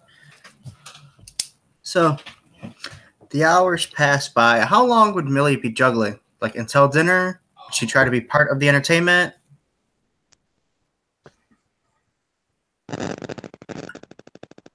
She wouldn't juggle until dinner, but she would definitely come in with the entertainment, and if she managed to find some extra scraps, dressed as the entertainment. Yeah, they have chests, all sorts of chests full of costumes and clothings. And what are you looking for? Let me think. What would she be looking for? Probably just one of their cloaks. Doesn't need to go all out. Okay. They have several different cloaks. They have the that gross brown burlap color. They have a bright yellow one, a dark green one, purple, blue. Purple. Purple? Okay. Seems to be Jory, who you were practicing juggling with, goes behind a curtain to change, comes out. He's wearing this vibrant red with these black pinstripes suit. He's got the Jester's hat on and everything. He's got his face all painted bright white, so because that's what they do. So you're a fool. Probably should have figured that out earlier. 1 second, guys.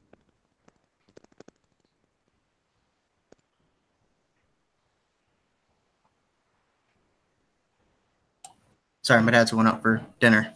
Late dinner today. So, yeah, it's not quite a fool, you don't think? But he might be. I don't know, Millie might think he's a fool. But as well as the other two jugglers, they go and they change into these yellow and black checkered things. They all begin changing clothes, and they're all like carnival colors and themes, and they're exciting. And Jory looks at you and says, "Are you going to be part of the entertainment tonight? We could use an extra hand." Our storytellers, they always need smaller people for children. Something like that. Oh, okay. Pan upstairs. It's a plan in motion. Pan upstairs. You hear a bell dove in, and you're like, maybe that's dinner. A few minutes later, a actual servant walks in and says, "Dinner's ready, sir."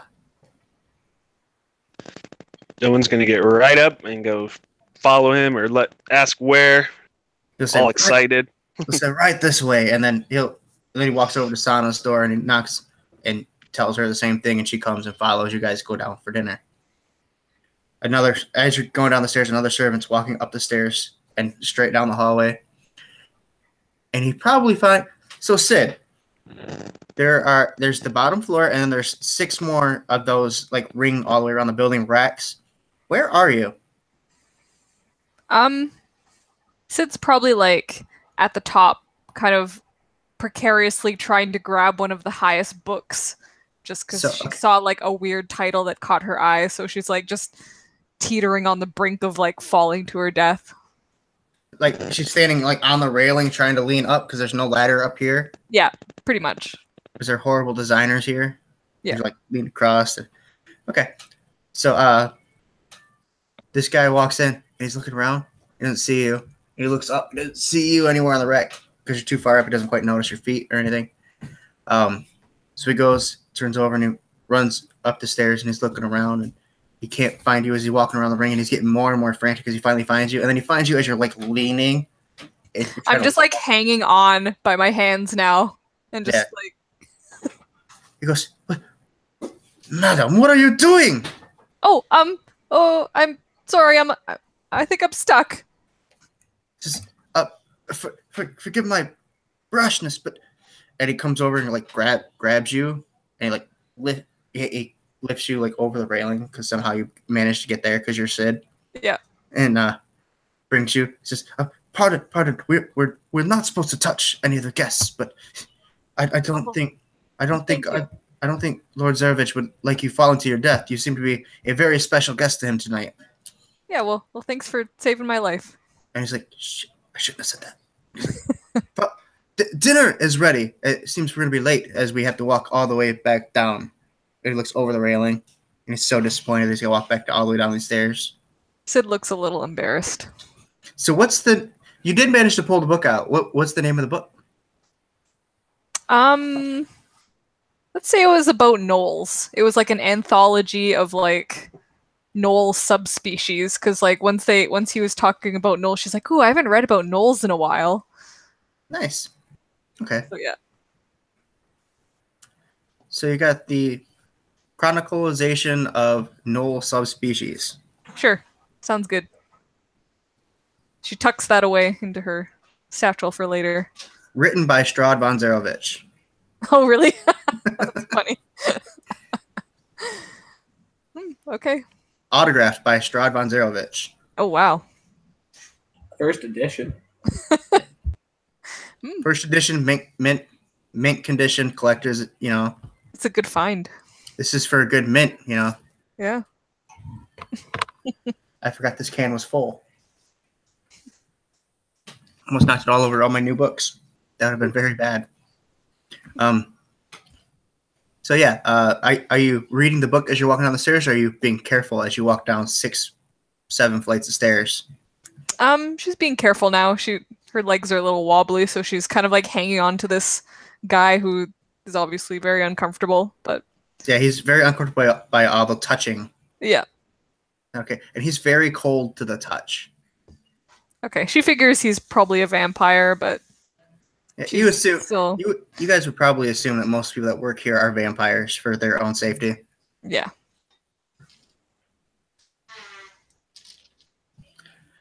So yeah, he leads you down to the staircase, and at the bottom of the staircase at the end of the hall, you find your friends all standing there waiting. And he gestures, and then the other servants walk you down, and there's this great big side room. Okay, there's 2 long rows of tables, but people are only sitting at one so far.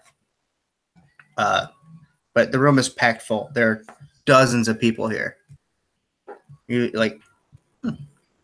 didn't realize there's this many aristocracy here, and there's some that are crowding around one guy, or a bunch of men crowding around one girl trying to get her attention. Just the typical stuff. And sitting up on kind of like a raised stage, Strahd is sitting back straight, looking out over his guests. And then every once in a while, one will walk up the stairs to the little stage that he's got here because he's dramatic that way. And they come over and they'll talk to him. And there doesn't seem to be a whole lot of food set out, just kind of like they would be basically appetizers. So like small finger things, but people are using forks or chopsticks or whatever they have at hand to eat because it's not decent to eat with your hands. So Dovin's probably just fancy. So Dovin's probably scrapping shit up with his hands and shoving it in his face. Yeah, he doesn't know what a fork is, I don't think. Just kind of looks at it. It's like, is it a toothpick or? What's up, Mikhail? Still hiding with the entertainment. Right, Millie. You guys don't see Millie. Fun part of that cloak, I forgot, but I do have disguise kit proficiency. Nice. So you add that to your disguise kit? Pretty much. So embroidered on the inside seam, it says in gold embroidering, it says Stania's Band of Entertainment.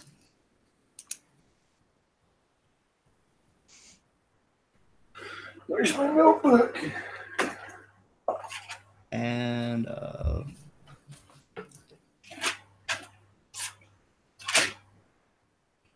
no, Band of Fools. Stania's Band of Fools.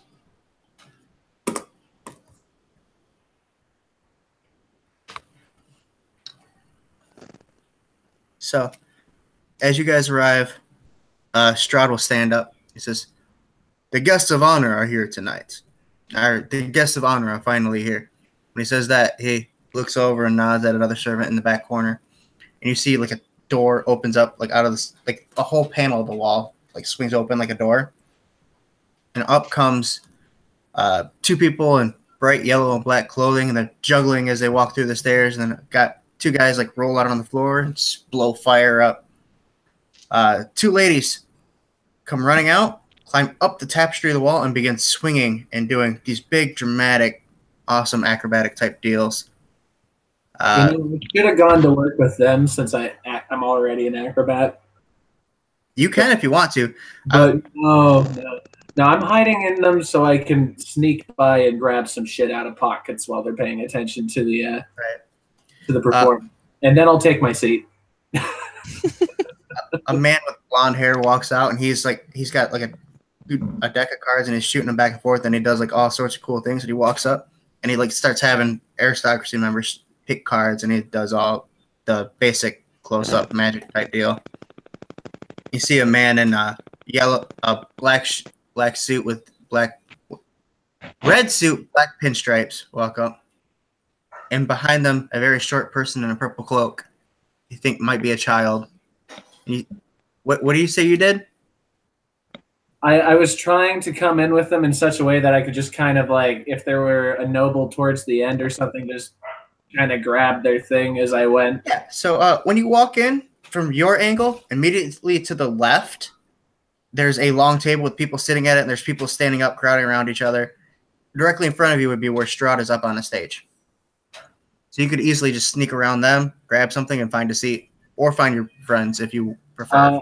I'll do that, but then because Jory does expect something out of me, I'll try and join the act briefly. I'm not that mean. I thought about it. I'm not that mean. Yeah, he hands you a couple like rubber balls and says, "Go ahead, do whatever, you know."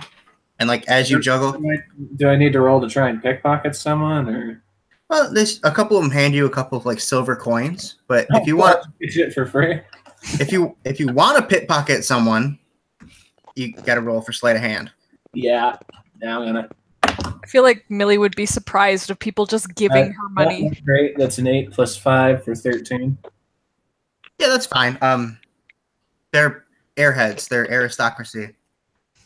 Your hand kind of gets stuck in this person's pocket for a second, and you're like, shit. It's like you let go and then start juggling balls again and turn around and like go grab, reach into someone else's belt pouch, and you pull out a small little red ruby. Just stow that away real quick. Juggle it for a second, then stow it away. Red balls, red ruby. And then, of course, Jory's balls are suddenly on fire, and he's juggling them. And finally, a lady that you haven't actually noticed yet, Millie, a lady in a pale blue tunic and like an aqua cloak. Her hood's up, and she draws it back. She walks over, and she speaks to Strahd for a minute, and he nods and hands her a bag of coins, and then he says, you just see him kind of do motions. She goes, okay. And then turns around and walks back down. Or she stands in the corner, closes the door, and she's just watching her troops, making sure no one's doing that stun, yeah. She's making sure nobody's doing what Millie's doing right now.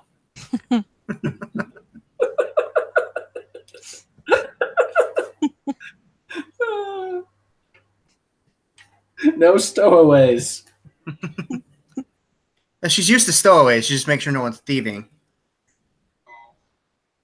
Well, at least it won't be on her head if I get caught.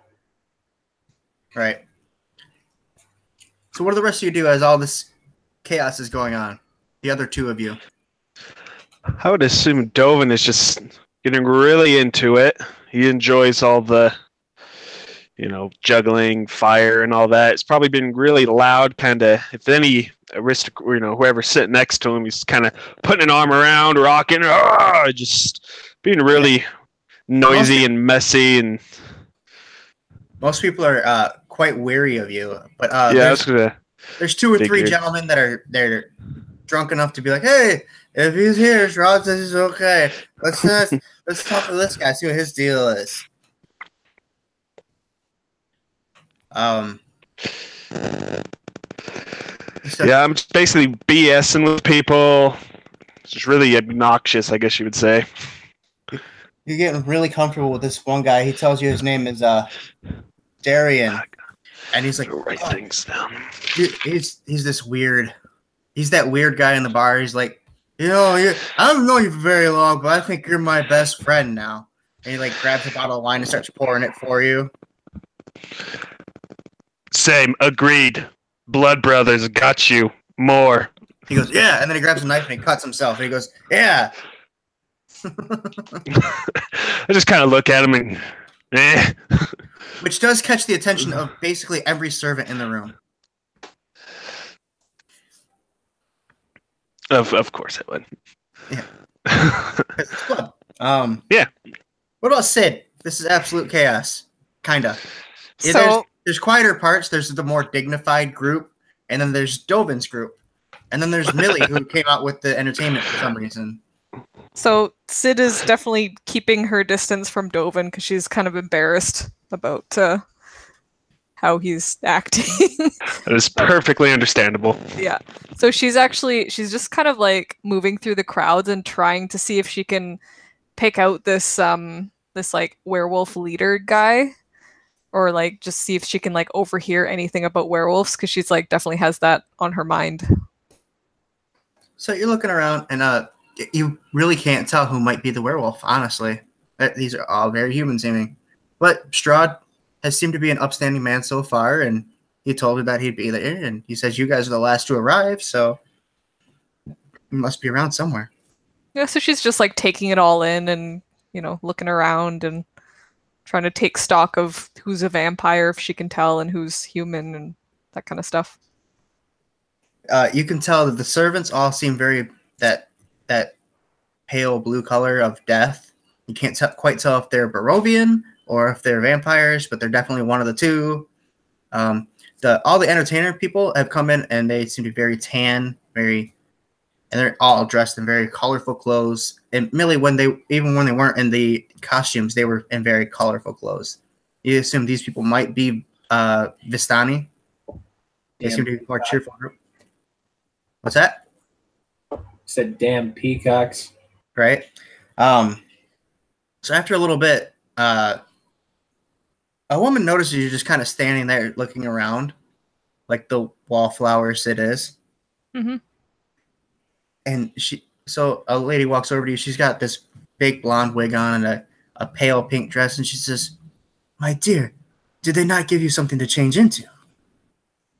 So Sid kind of like looks down at herself, and she's like, "Oh, well, I'm just more comfortable, in this stuff. I don't really wear dresses." She says, "I see, but even a finer cloak would have been nice." And she looks around. She says, "See your friend over there," and you look over, and Sana has a nice sky blue cloak on. So that she just has covered on herself. She's just slowly eating food, sitting next to Dovin, embarrassed of Dovin, kind of making people sneeze. Yeah, every now and then you see her pull out the wand, and you see someone start sneezing, and you're like,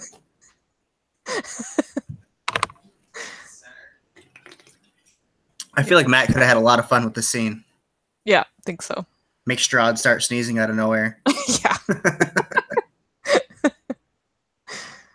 I'm not going to do that. That would be his character choice. I hope he's watching, because that would be great. She says, "What is your name?" Oh, I'm Sid. Who are you? Do you have a surname? Yes. Volano. She kind of sits back for a second. She looks up at Strahd, and she looks over at one, like the group she was talking to, and then she does this thing. She says, "I am, let's go with Marie Thornfellow. I have a home in Valaki. Very nice manor house. If you make your way out there, you should come and visit me there." And this is, and another man walks over and says, she says, "This is Kirill Stoyanovich. He's a dear friend of mine that I've known for quite some time." Well, it's nice to meet you both. She says, "Well, if you've decided to arrive at dinner, most of the," and she doesn't know quite how to phrase it, "guests of honor," I guess is what Strahd was calling you out, they don't actually make it to this dinner. That means he's already extended his arm as a partner to you. I would like to do the same. And so would Creel, I'm sure. And he nods, yes, quite so. She she looks back and calls over to her servant, who's like a small Visani boy. And she says, hand it to me. And then she writes down a piece of paper, and she hands it to you. And it's got like an address on it, but you have no idea what the street or the number is, because you've never been there. And she says, "When you make your way out there, just be sure to look up the Thornfellow Manor. So Sid's just kind of like looking at her confused, like, oh, okay, thank you. And that's an invitation for your friends as well, not just you. My friends? How do you know them? I don't know them yet, do I? She says, I suppose I should go meet them. And then she walks over and she sits down across from Sano and she keeps glancing over at Dovin, who's being loud and Dovin, and just talking to Sano back and forth for a while. But Creel stands back for a bit. Says, she called me over here. What did you say to her before she called me over here? Is he talking to me? Yes, you. Okay. Oh, she just asked what my name was. Your name is? Cydia Volano? Thanks for a minute. He reaches down and he pulls it, reaches out of a pocket. A small little emblem. It looks like it's a wooden eye. Like, and not like an eyeball, but like the eye shape. He says, put this on the necklace when you have the chance. And he takes your hand, puts it in your hand. And he, folds your hand over and says, you will always find a friend in me and my kind. And he smiles. Your kind? What's your kind? We will talk more about that in Velaki. I will meet you at the Thornfellow Manor as well. You can find me always in their study. I quite like their books. So she's just kind of like nodding confusedly. Can she do like an insight check to kind of gauge, what these if these people are dangerous or? Go ahead. Yeah. All right. Let's see. Insight. 13. A lot like when Straw did, they seem to be genuinely reaching out a hand in friendship. Okay, so she's just kind of like, oh, well, thank you. I'll take this thing. Yeah, okay. I'll see you in Velaki, I guess. He says, it's not magical in any way. don't. I like wood carvings, but my clan know my writing. He says, but it was good meeting you, Cydia. It was an honor indeed. He says, but I must get back to and you see like people staring at him, like kind of doing that patter back and forth, waiting for him to come back. He says, my duties seem to be calling. And he gives you a little head nod, turns around and walks back over to them. And you notice a couple of them like glancing back at you, and then talking to him with a weird look on their like. Okay, yeah, she'll take that little wooden eye and pop it into her bag for now. Okay. So about this time, where is Millie?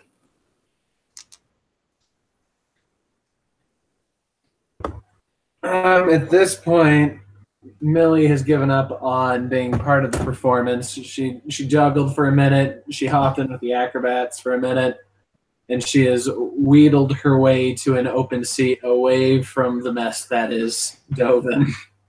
Right.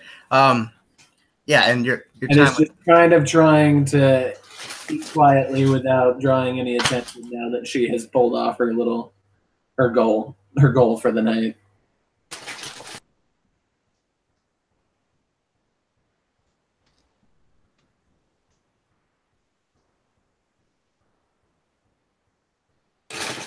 But yeah, your time with the acrobats was great too, because they just like improvised once you like climbed up their tapestry, and they started like grabbing you by the hand and swinging you across the room.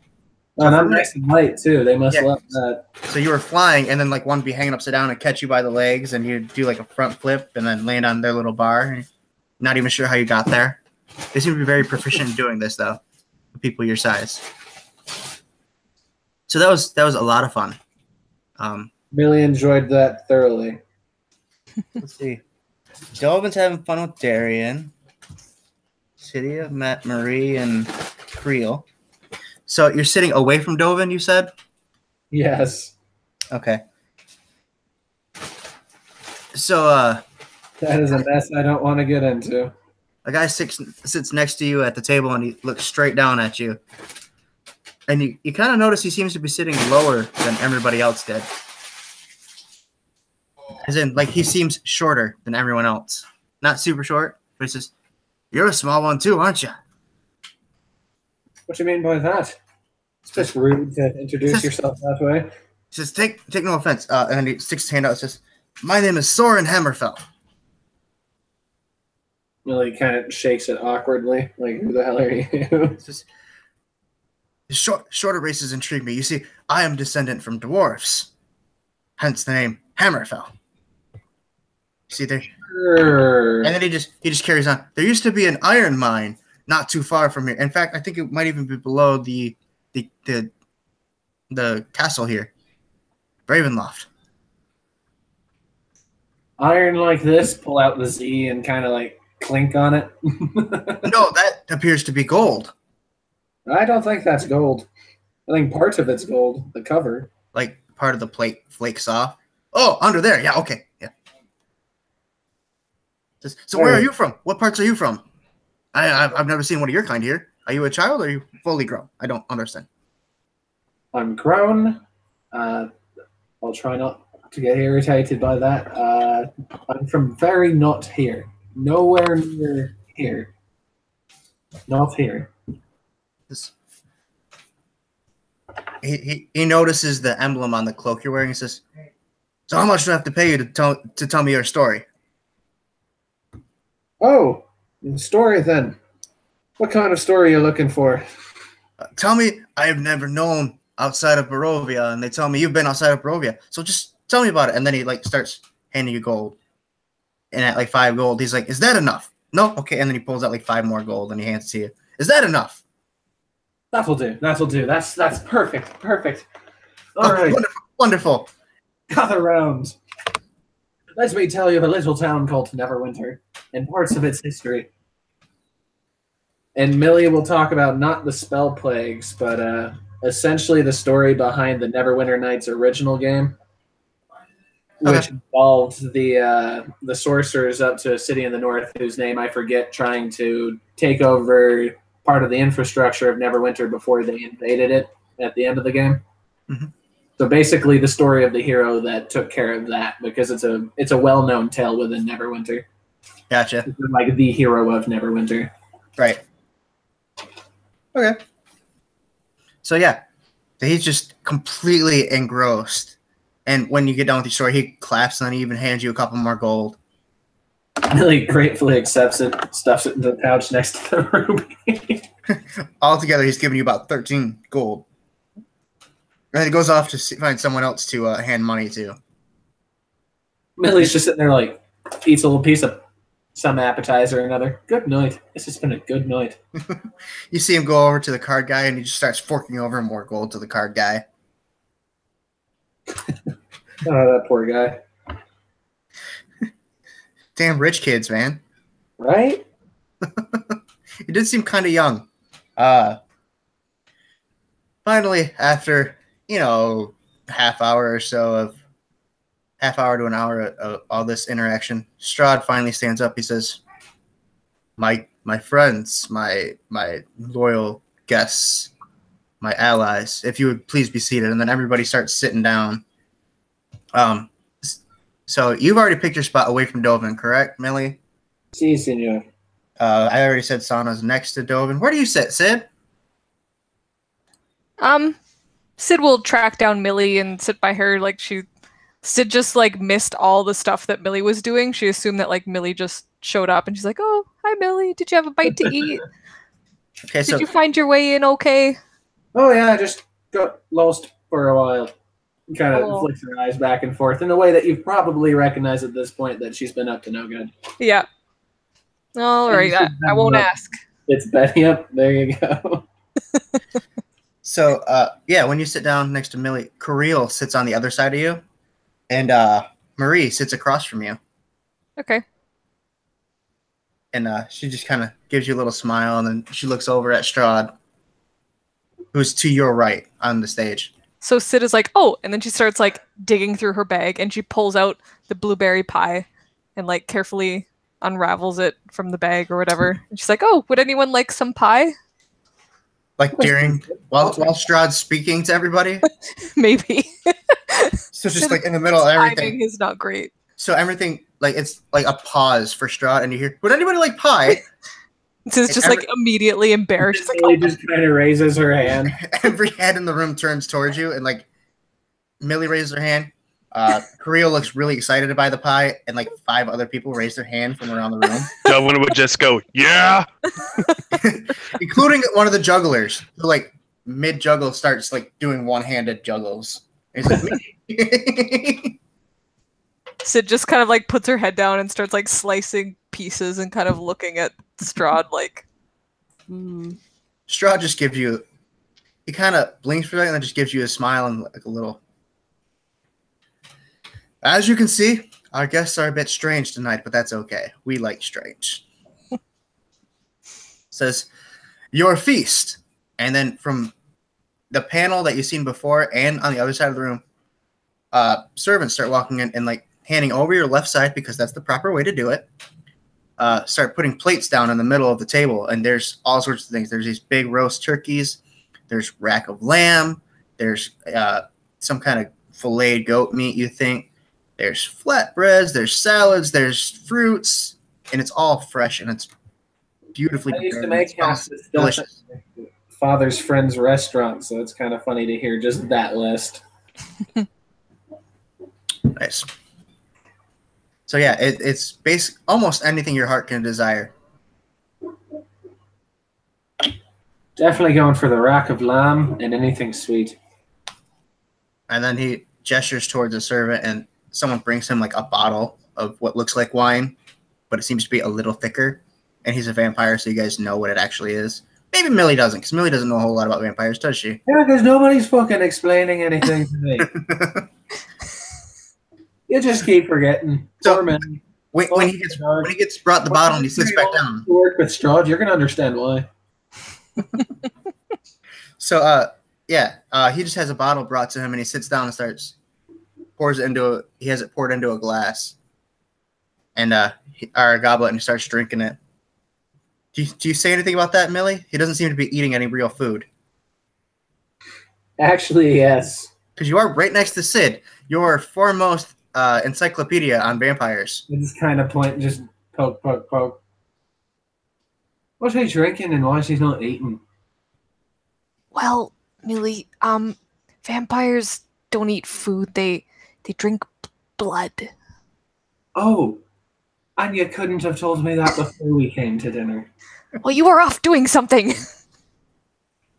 You know, I don't know what, but ago. Well, now you know.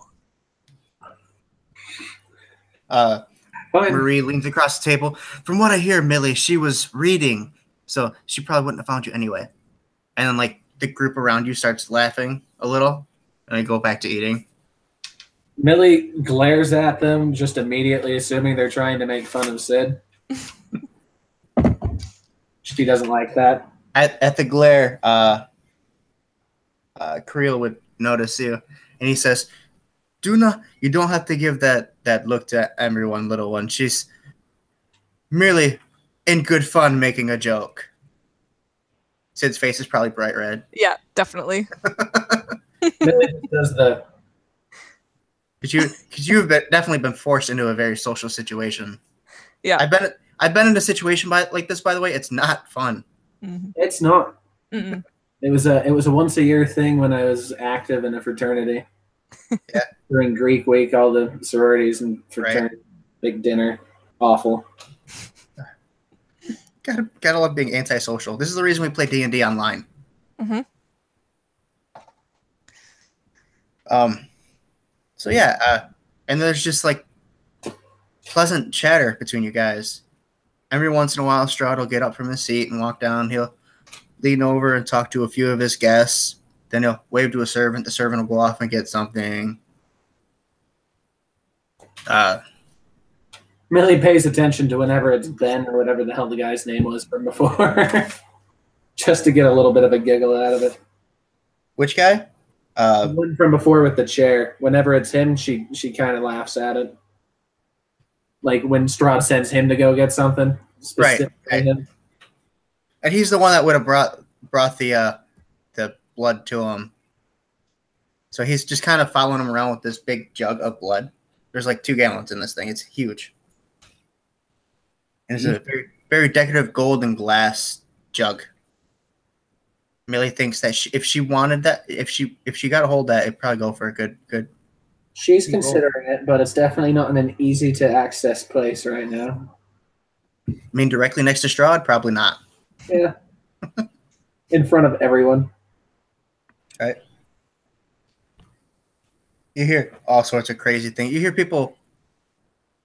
You hear like one guy say something weird, and then like a woman be like, gasp, and you're not sure, but you think he insulted her, and then she'll like turn away rather than say anything and start just talk to other people. And you see the guy Soren, he gets up every now and then and like flings gold up to the acrobats who are still going above him.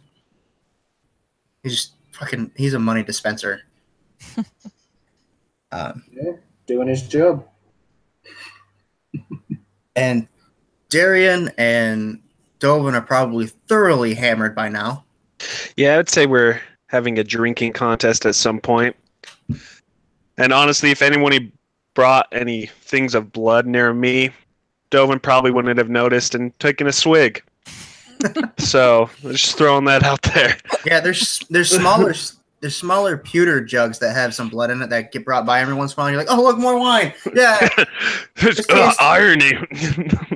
I think this is turned. It tastes like pennies or copper pieces. But yeah, Dovin's so drunk he probably would finish it too and just. Reminds me of the wine my dad gave me. Probably some chanting to encourage Darian to drink more. Right. Just nonsense. Straight up nonsense. You have seemed to found your people amidst all these people that are not your people. Yep. Completely forgot that I'm here with anybody else. Probably leaving with these guys rather than grabbing the party. Sid just like nudges Millie and looking over at Dovin and being like, do you ever get the feeling that Dovin just, thinks of us as like meat shields that he doesn't really care about? Yeah, I get that feeling sometimes too, but to be fair, when I met Dovin, I literally used him as a meat shield. That was our first encounter. So it's reciprocal at least. Friendship works. Yeah. Okay. So, Strahd walks over and behind Dovin and leans in between Dovin and Darian and says, I see you're enjoying yourself, eh? What? He laughs and says, yes, it's good to kick the armor off every now and then, right? I'll drink to that. Takes another swig. He waves over and a guy sets down like a small cask. Some people call it a small keg of whiskey. And he says, this is for you, my friend. Enjoy yourself. I like you. You're fine. You're fine.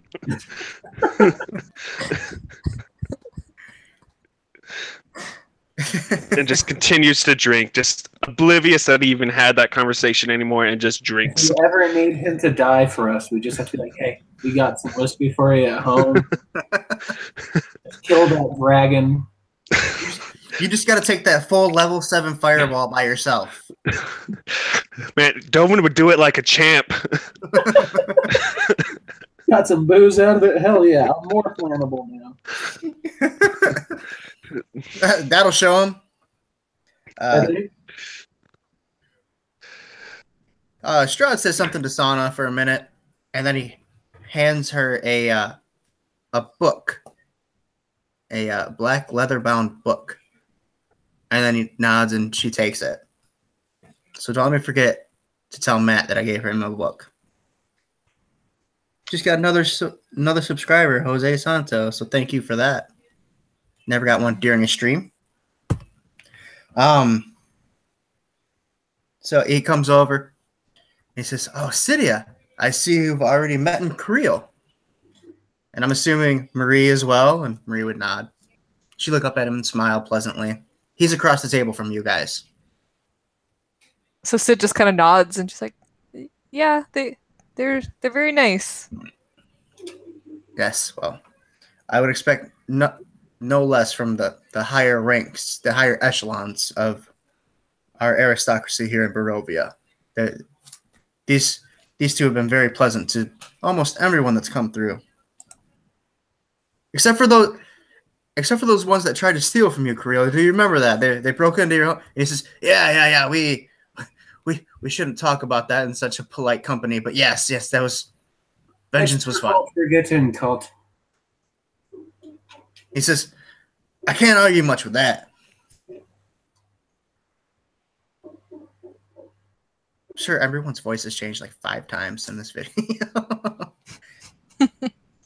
He says, he looks at Millie in particular. Are you enjoying yourself? Have you found your entertainment? I seen you were in the air a little while ago. Oh, that was pretty fun. I know what they're doing. That was you? Did you not see the swirling ball of purple? That was Millie. I didn't know you could do that, Millie. Well, how else do you get away from people trying to grab at you when you've taken their stuff? Specifically guards. You take a guard's dagger and he gets really annoyed. True. Sid looks pretty impressed with her acrobatics. And he says, and you, Cydia, have you found comfort here? Are you enjoying yourself as well? Like, yes. And she like starts rifling through her bag and she pulls out the Knoll book and she's like, you wrote a book on gnolls? As I told you, there was a very big gnoll problem. We were able to study them quite extensively. He looks at which one you guys is. Ah, yes, the many branches. Did you know that there are actually 12 different species of gnolls? And he goes, I have to stop myself.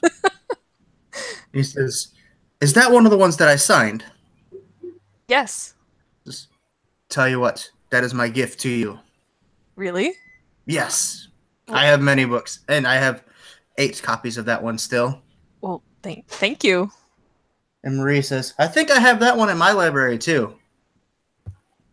He says, I forgot you had books as well.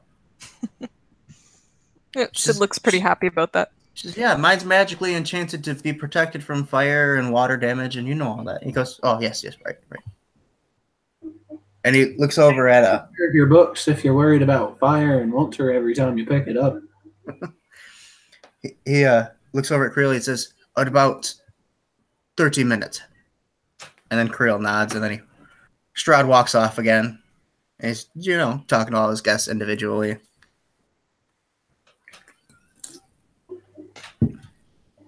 So Marie kind of gives you like that sly eye, Sid, says, so Strahd's giving you gifts now, is he?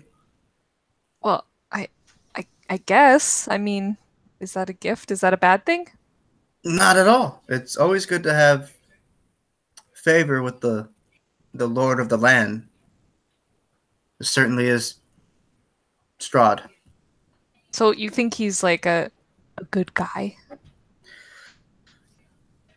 She kind of glanced around, says, I believe he may be greatly misunderstood. Yeah, that's what he was saying earlier. I'm still not sure.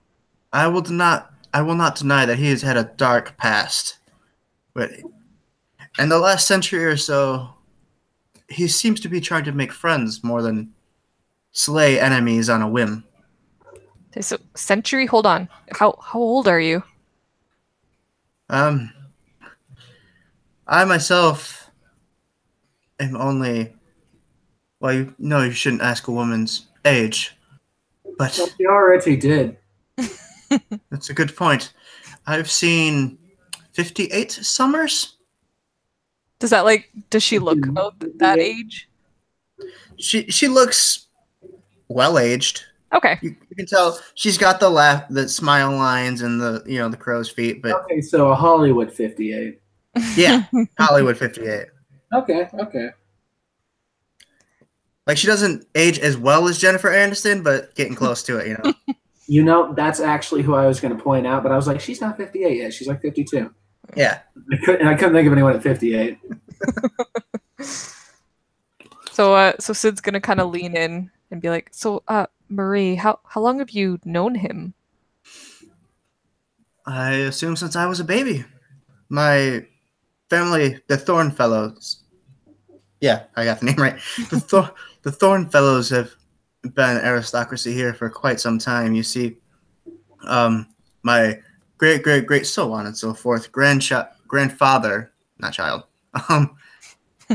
was a friend that helped him in the wars. So I hear, that was thousands of years ago. That was a long time ago.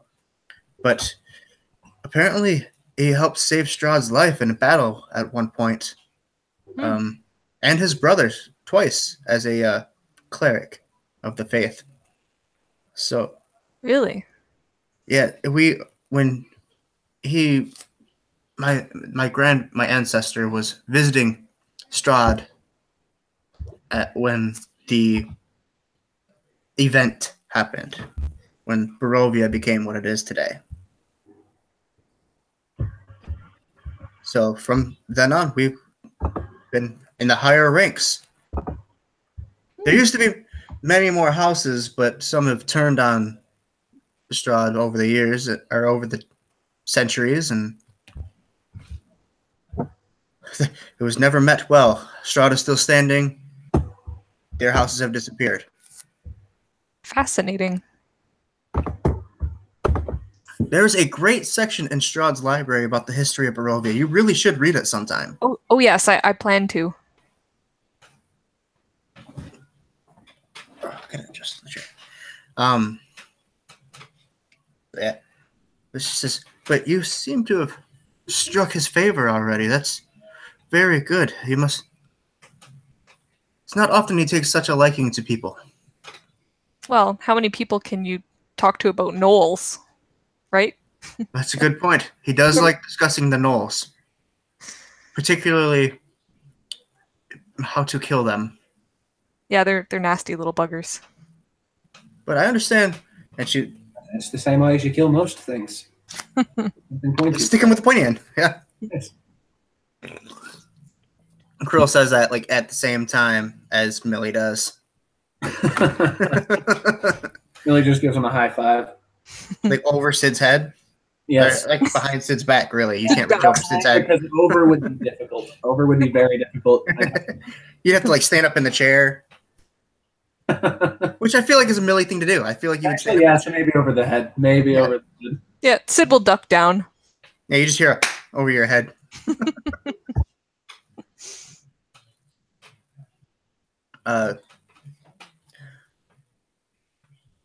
So yeah, it's actually a very pleasant dinner. When everyone's finally done eating their food, you can see people. They fold their forks over their plate, put the whatever napkin they have, they fold it up a certain way, and they put it on the plate, and they all sit back and they wait and they look around. They're just talking back and forth more. A couple of them will approach you and talk to you and introduce themselves, or got bland, generic names left and right. And someone might talk to you for a moment or two. One of them might ask what it's like to live outside of the aristocracy. To Millie. Most of them are avoiding Dovin at this point. 2 or 3 seem to be talking very enthusiastically. Like one of them pulls out a wand and is like talking about it to Sana. So they seem to be talking about some kind of arcane stuff. People come up to Sid and talk to Sid about books. Well, about different things, but Sid will bring up books because Sid is Sid. And they'll be like, oh, have you read this one? Blah, blah, blah. And then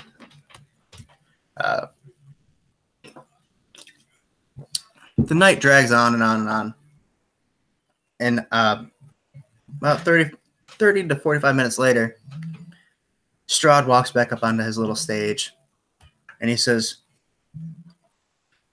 we must soon bring tonight's feast to an end.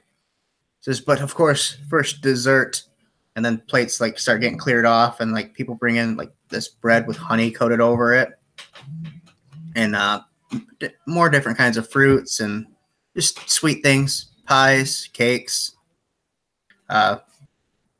just sweet stuff, desserts, and you see people slowly picking at those, and it's just You will all know where your rooms are if you're staying for the evening. Those of you that can leave should, whenever you choose to. But for now, I need to speak to those of the order. And then,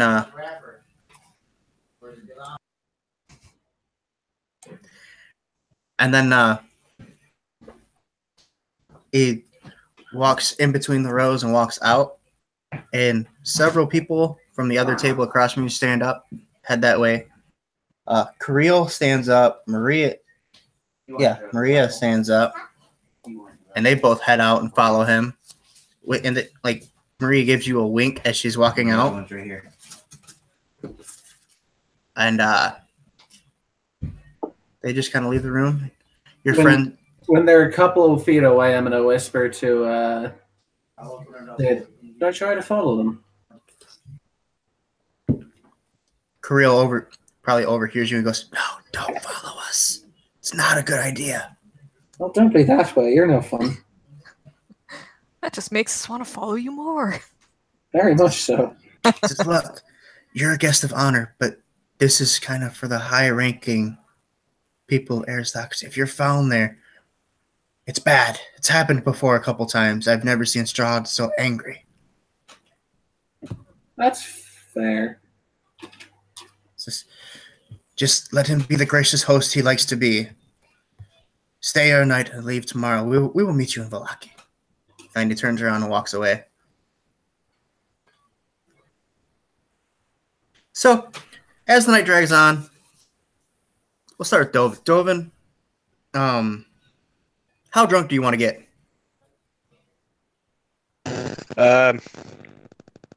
Do we need plastered. to call it Dovin drunk from now on? Like, special? Like memory loss. I mean, everything you can think of. It's probably had a little rage fits every once in a while. So are you saying you blacked get drunk out a couple times? Do you get drunk enough to not be able to go upstairs by yourself?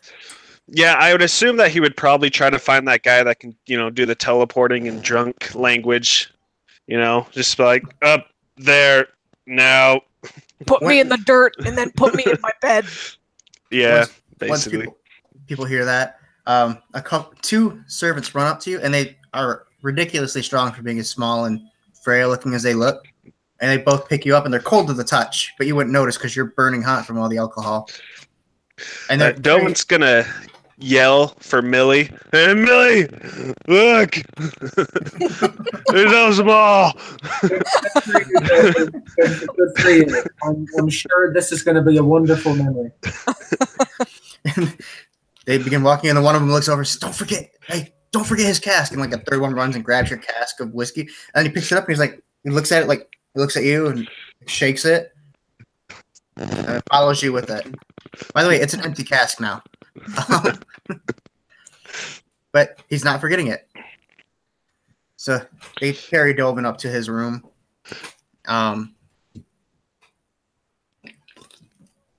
Sana leaves soon after of her own accord and goes up and goes to bed. She hasn't been feeling quite right. Anyway, you guys know this. She's been unusually quiet lately for the last day or so. Probably just not comfortable with this situation at all. So what do you guys do? The two that are conscious and still down here. So, Sid would ask around if there's any curfew for the library, if she can just stay there as long as she wants. And of course, you asking this kind of question would attract the attention of Rahadin, and he would show up as the bats and then stop and says, "No, you may go into the library at any time you wish." And he's Mexican again. I don't know why I keep doing that. But he says, "You may go into the library until sunrise if you wish." Okay, so she'll head to the library and curl up with some of the history of Barovia books and basically read until she passes out. Are you taking a platter of food with you for the night, for late night snacks while you're reading? Nah, probably not. She's probably pretty stuffed from dinner, so maybe just a little glass of wine to have while she reads. But as you leave, he does say, "If you need anything, just..." And then he thinks, he says, "You go get the he will bring you a bell. All you have to do is ring it, and they will come. They can very good hearing. We're vampires. We hear everything. She's like, oh, okay, yeah, thank you. Okay. So what are you going to read for the night? Just Some of the histories, yeah. Okay. Hey. I'm gonna go take a look around.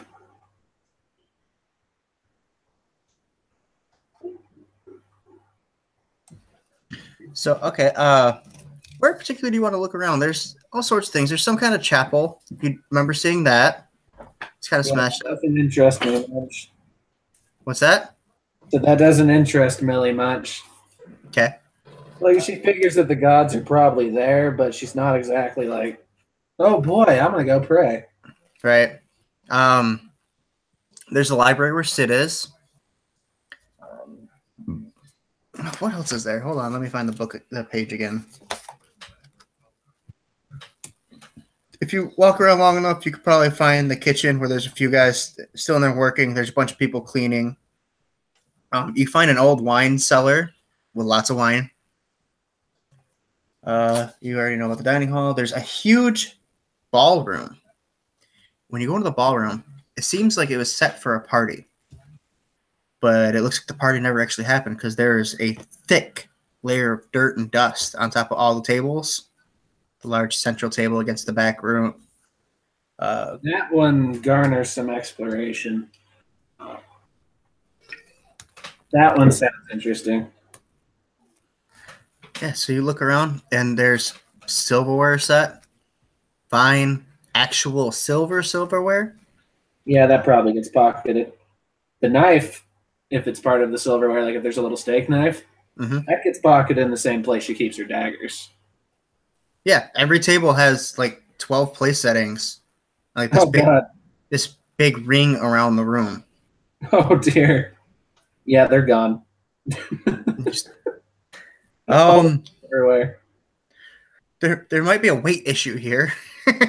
Okay, just the silver knives. There still might be a weight issue here. This is a big, huge. 10 silver knives. Huh? I said 10 of them. 10 of them. Okay. You could definitely pocket them. It seems this room's been pretty much untouched. You had to force your way into the room in the first place. Like something about the doors when you approached it screamed, "Nobody enter." So Millie's like, "I'm obviously going in there." Yeah. Of course. What else? Anything else of interest in there beyond the silverware and? I'm trying to think of the setting if there would be. No, unless you want to like climb up onto the chandelier and try to steal a gigantic chandelier, or. No, that's a lot of weight. Right. Really understands her limits. Right.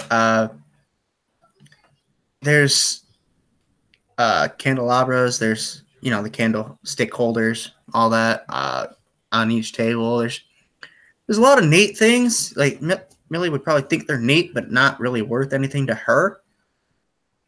So she just marks them down in her head as neat, moves on. Yeah. But it definitely looks like it was set up for some kind of party. He's not even looking, but yeah. No, I'm paying attention.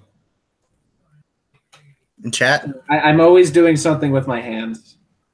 Gotcha. It's a nervous habit. It's okay. I keep rubbing my face. I just keep my hand right here at my chin now because I know I'm gonna. Otherwise, it's every 5 seconds. Like at this point, I now have a terrible doodle of the 4 elements from Avatar on my forearm. Right. Awesome. Suddenly, Aang shows up and everybody dies in a big windstorm. But Aang's chill. What the fuck, Aang? He's angry. Strahd killed. I forgot her name because I'm terrible. Katara. Angry. Nice one, Jana. But That's a good one. That's a good pun. If the pearly gates are a thing, that's going to get brought up, and it's not going to be in your favor. All right, so before we go any further, I want all 3 of you to take. I know you all have inspiration. Take another point of inspiration because I do stack them. Oh, cool. Nice. Yeah. Some excellent role play today. So yeah, as you're turning around to leave, Millie, Rahadin sticks his head in. He says, "What are you doing in here? You do not. No. You must leave. You must leave." It looks like a party. He walks Can't over. you be part of the He party? walks over behind you and like starts pushing you out the room. No party for me then. I got you. No party for the halfling. Racism. I call racism. He pushes you out the door and slams it shut, and then like pulls a chain out of absolutely nowhere and like chains the door shut. See, that just makes me want to go back and look even more. What's up with that place? Is it something important? It is Or the one. something sensitive.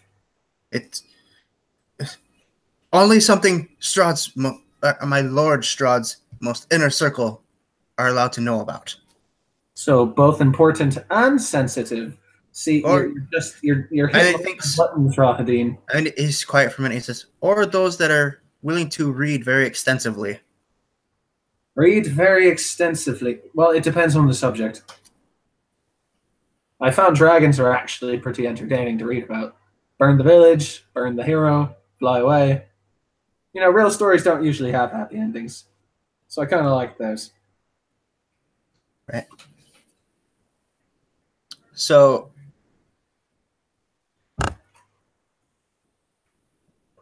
Oh my god, this is so much ink.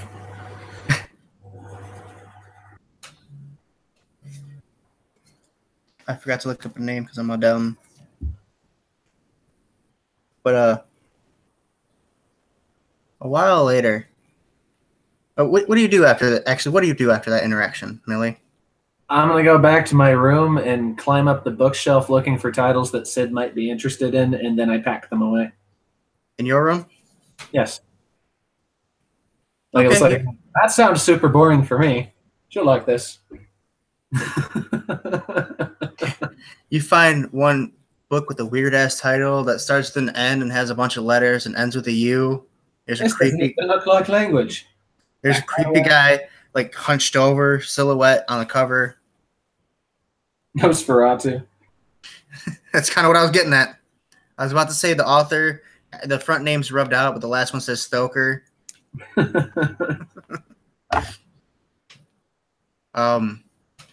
You find one about werewolves. You find just different odds and ends. Yeah, less important to me. You grab one that's I don't just plan like a on joke. keeping You grab one that's like a joke. It's a carpenter's guide to building a table. Definitely. Because you know Sid will read it. It's a book. It's the thought that counts. And then I'll go to bed. Okay. So, Sid, while you're sitting, it's probably been 2-3 hours that you're still sitting up reading. You're kind of nodding off a little bit. Mm-hmm. When you hear the clacking of heels, and you look up and you see Marie. I'll be like, "Oh, hi, Marie. You're still up?" Well, our meeting just got over. Oh, long meeting. She walks over. Like, I imagine you're sprawled out like on a couch holding a book up reading it. Yeah, there's like a few like on my chest and just Right. stacked So around. She gestures towards the end of the couch so she can sit down. I'm choking. Hold on. I'm dying.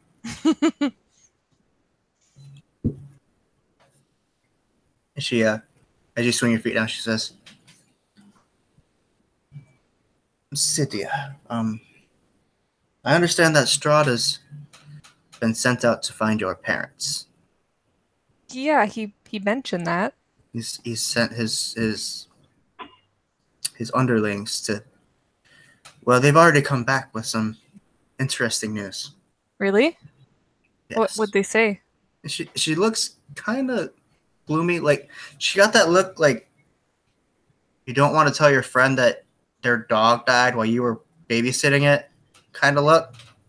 I don't know if any of you have ever been through that, but it's a weird look. And she's like, how much do you know about your parents? Well, I mean, I knew they were blood hunters, obviously. They killed lots of vampires and been having some bad nightmares about them lately. So I assume you don't have good news. what is your earliest memory of your parents? So Sid kind of like thinks back. She's like, "Well, I remember my mom reading to me when I was little, reading me stories about monsters and." She smiles. It's just that explains your love of reading. Yes. Mm-hmm. Just how old do you think you are in that memory? 3, 4? Yeah, probably around there. Yes. Cydia, we have looked through every record of every vampire hunter that we have known, and the Volanos. It's your father's name, correct? Yes. Mm-hmm. And he had no children or no siblings of his own. Mm-mm. He and his wife, your mother, they only had one child. What? Your sister. Really? It seems you may have been adopted by your parents. Sid just kind of like sits up straight. All the books kind of topple off of her, and she's like, "What are you talking about?" And she says, she like takes your hand and like pats the back of your hand. She says, calm down, dear. I'm only relaying the information we have been given. She says, it goes a little farther than that. We think you may be a child of the Visanti. Really? I will know more by the time you make it to my home in Valaki. But there is a small chance that a group of Valaki travelers, retrievers, whichever you choose to call, or Visanti, travelers, travelers or finders, spies, if you will, may have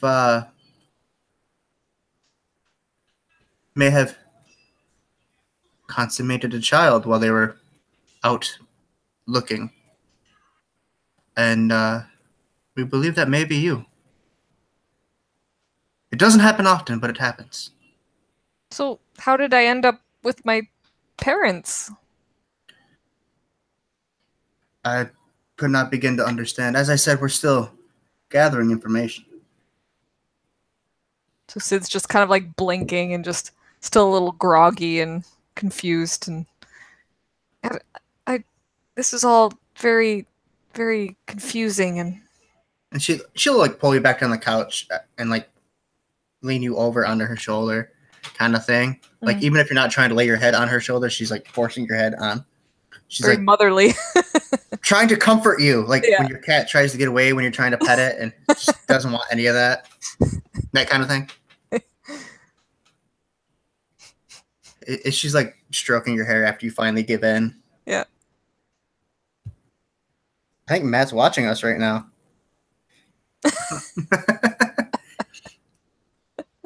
We miss you. We needed you for this. Poor Sid. But she says, it's okay. It's okay. As I said, we will find out. I may be totally wrong. They may have had a child we didn't know about, but we will have more information by the time in the next day or so. Okay. Our information seekers, spies, if you wish to call them that, act very quickly, as you have seen today. And then she looks forward. She kind of leans her head back a little bit. She says, I'm telling you this because the group that I left with believed that it would be wiser that a woman should bring this to you. And I have 2 children of my own and a few grandchildren, so they thought my touch would be gentlest. Well, okay, but so do you? I mean, I guess not my birth parents. Do you know if they're still alive?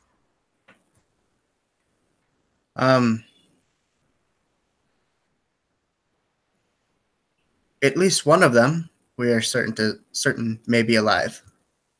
Really? Do you know which one? The one that is not from here. Your mother. Really? If we are correct, your mother is from outside of the mists of Barovia.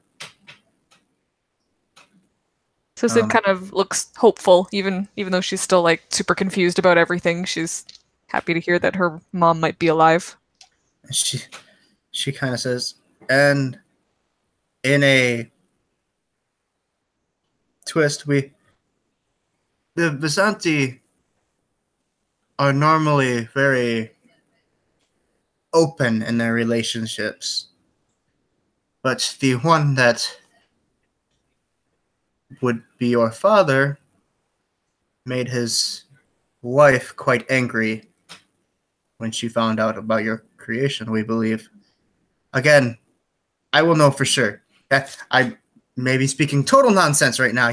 You could be the child of the Villanos, for all we know. Don't give yourself too upset before then. Also, and then she pulls out a sheet of paper and she says, Lord, listen to me, Babylon, like I'm one of his servants. Strahd said you could take these 2 books out of his library. They are very warded and protected. And when you open it up, one says the family of Zarovich. The other one says the history of the Valaki. She says both of which you could find in here, and neither of which are in my library. Sid takes them and puts them into her bag and says, "Thank you. I'll read these and maybe in the morning." She nods and says, "Be sure to. It may take you a while to find them. You might want to have servants help you." And that's where we'll stop today. All right. So this has been, hopefully I have the label right, session 4 of Curse on Dice. I'm Zachary Naragon. I'm, again, the host and DM of this lovely channel that I love. Tomorrow, because we had a regular event last week, I will be running my Rumors in the Southern Isles campaign as well, which is going to be pretty interesting as well. We're going to have a guest tomorrow. And don't miss next week either, because obviously the story's starting to get good. Will Sid find out who her real parents are? Stay tuned. Will I survive the Castle of Strahd? Find out next time on Dragon Curse of Strahd. Will Dovin survive this hangover? I was just about to say that too. But all right, I'm gonna stop the broadcast. If Matt, if you're watching, I will try and you can click the link and join us and talk. I know you're not feeling great, so if you would like to, I'll talk to the players here in a minute. So bye, everybody. Bye. Bye bye.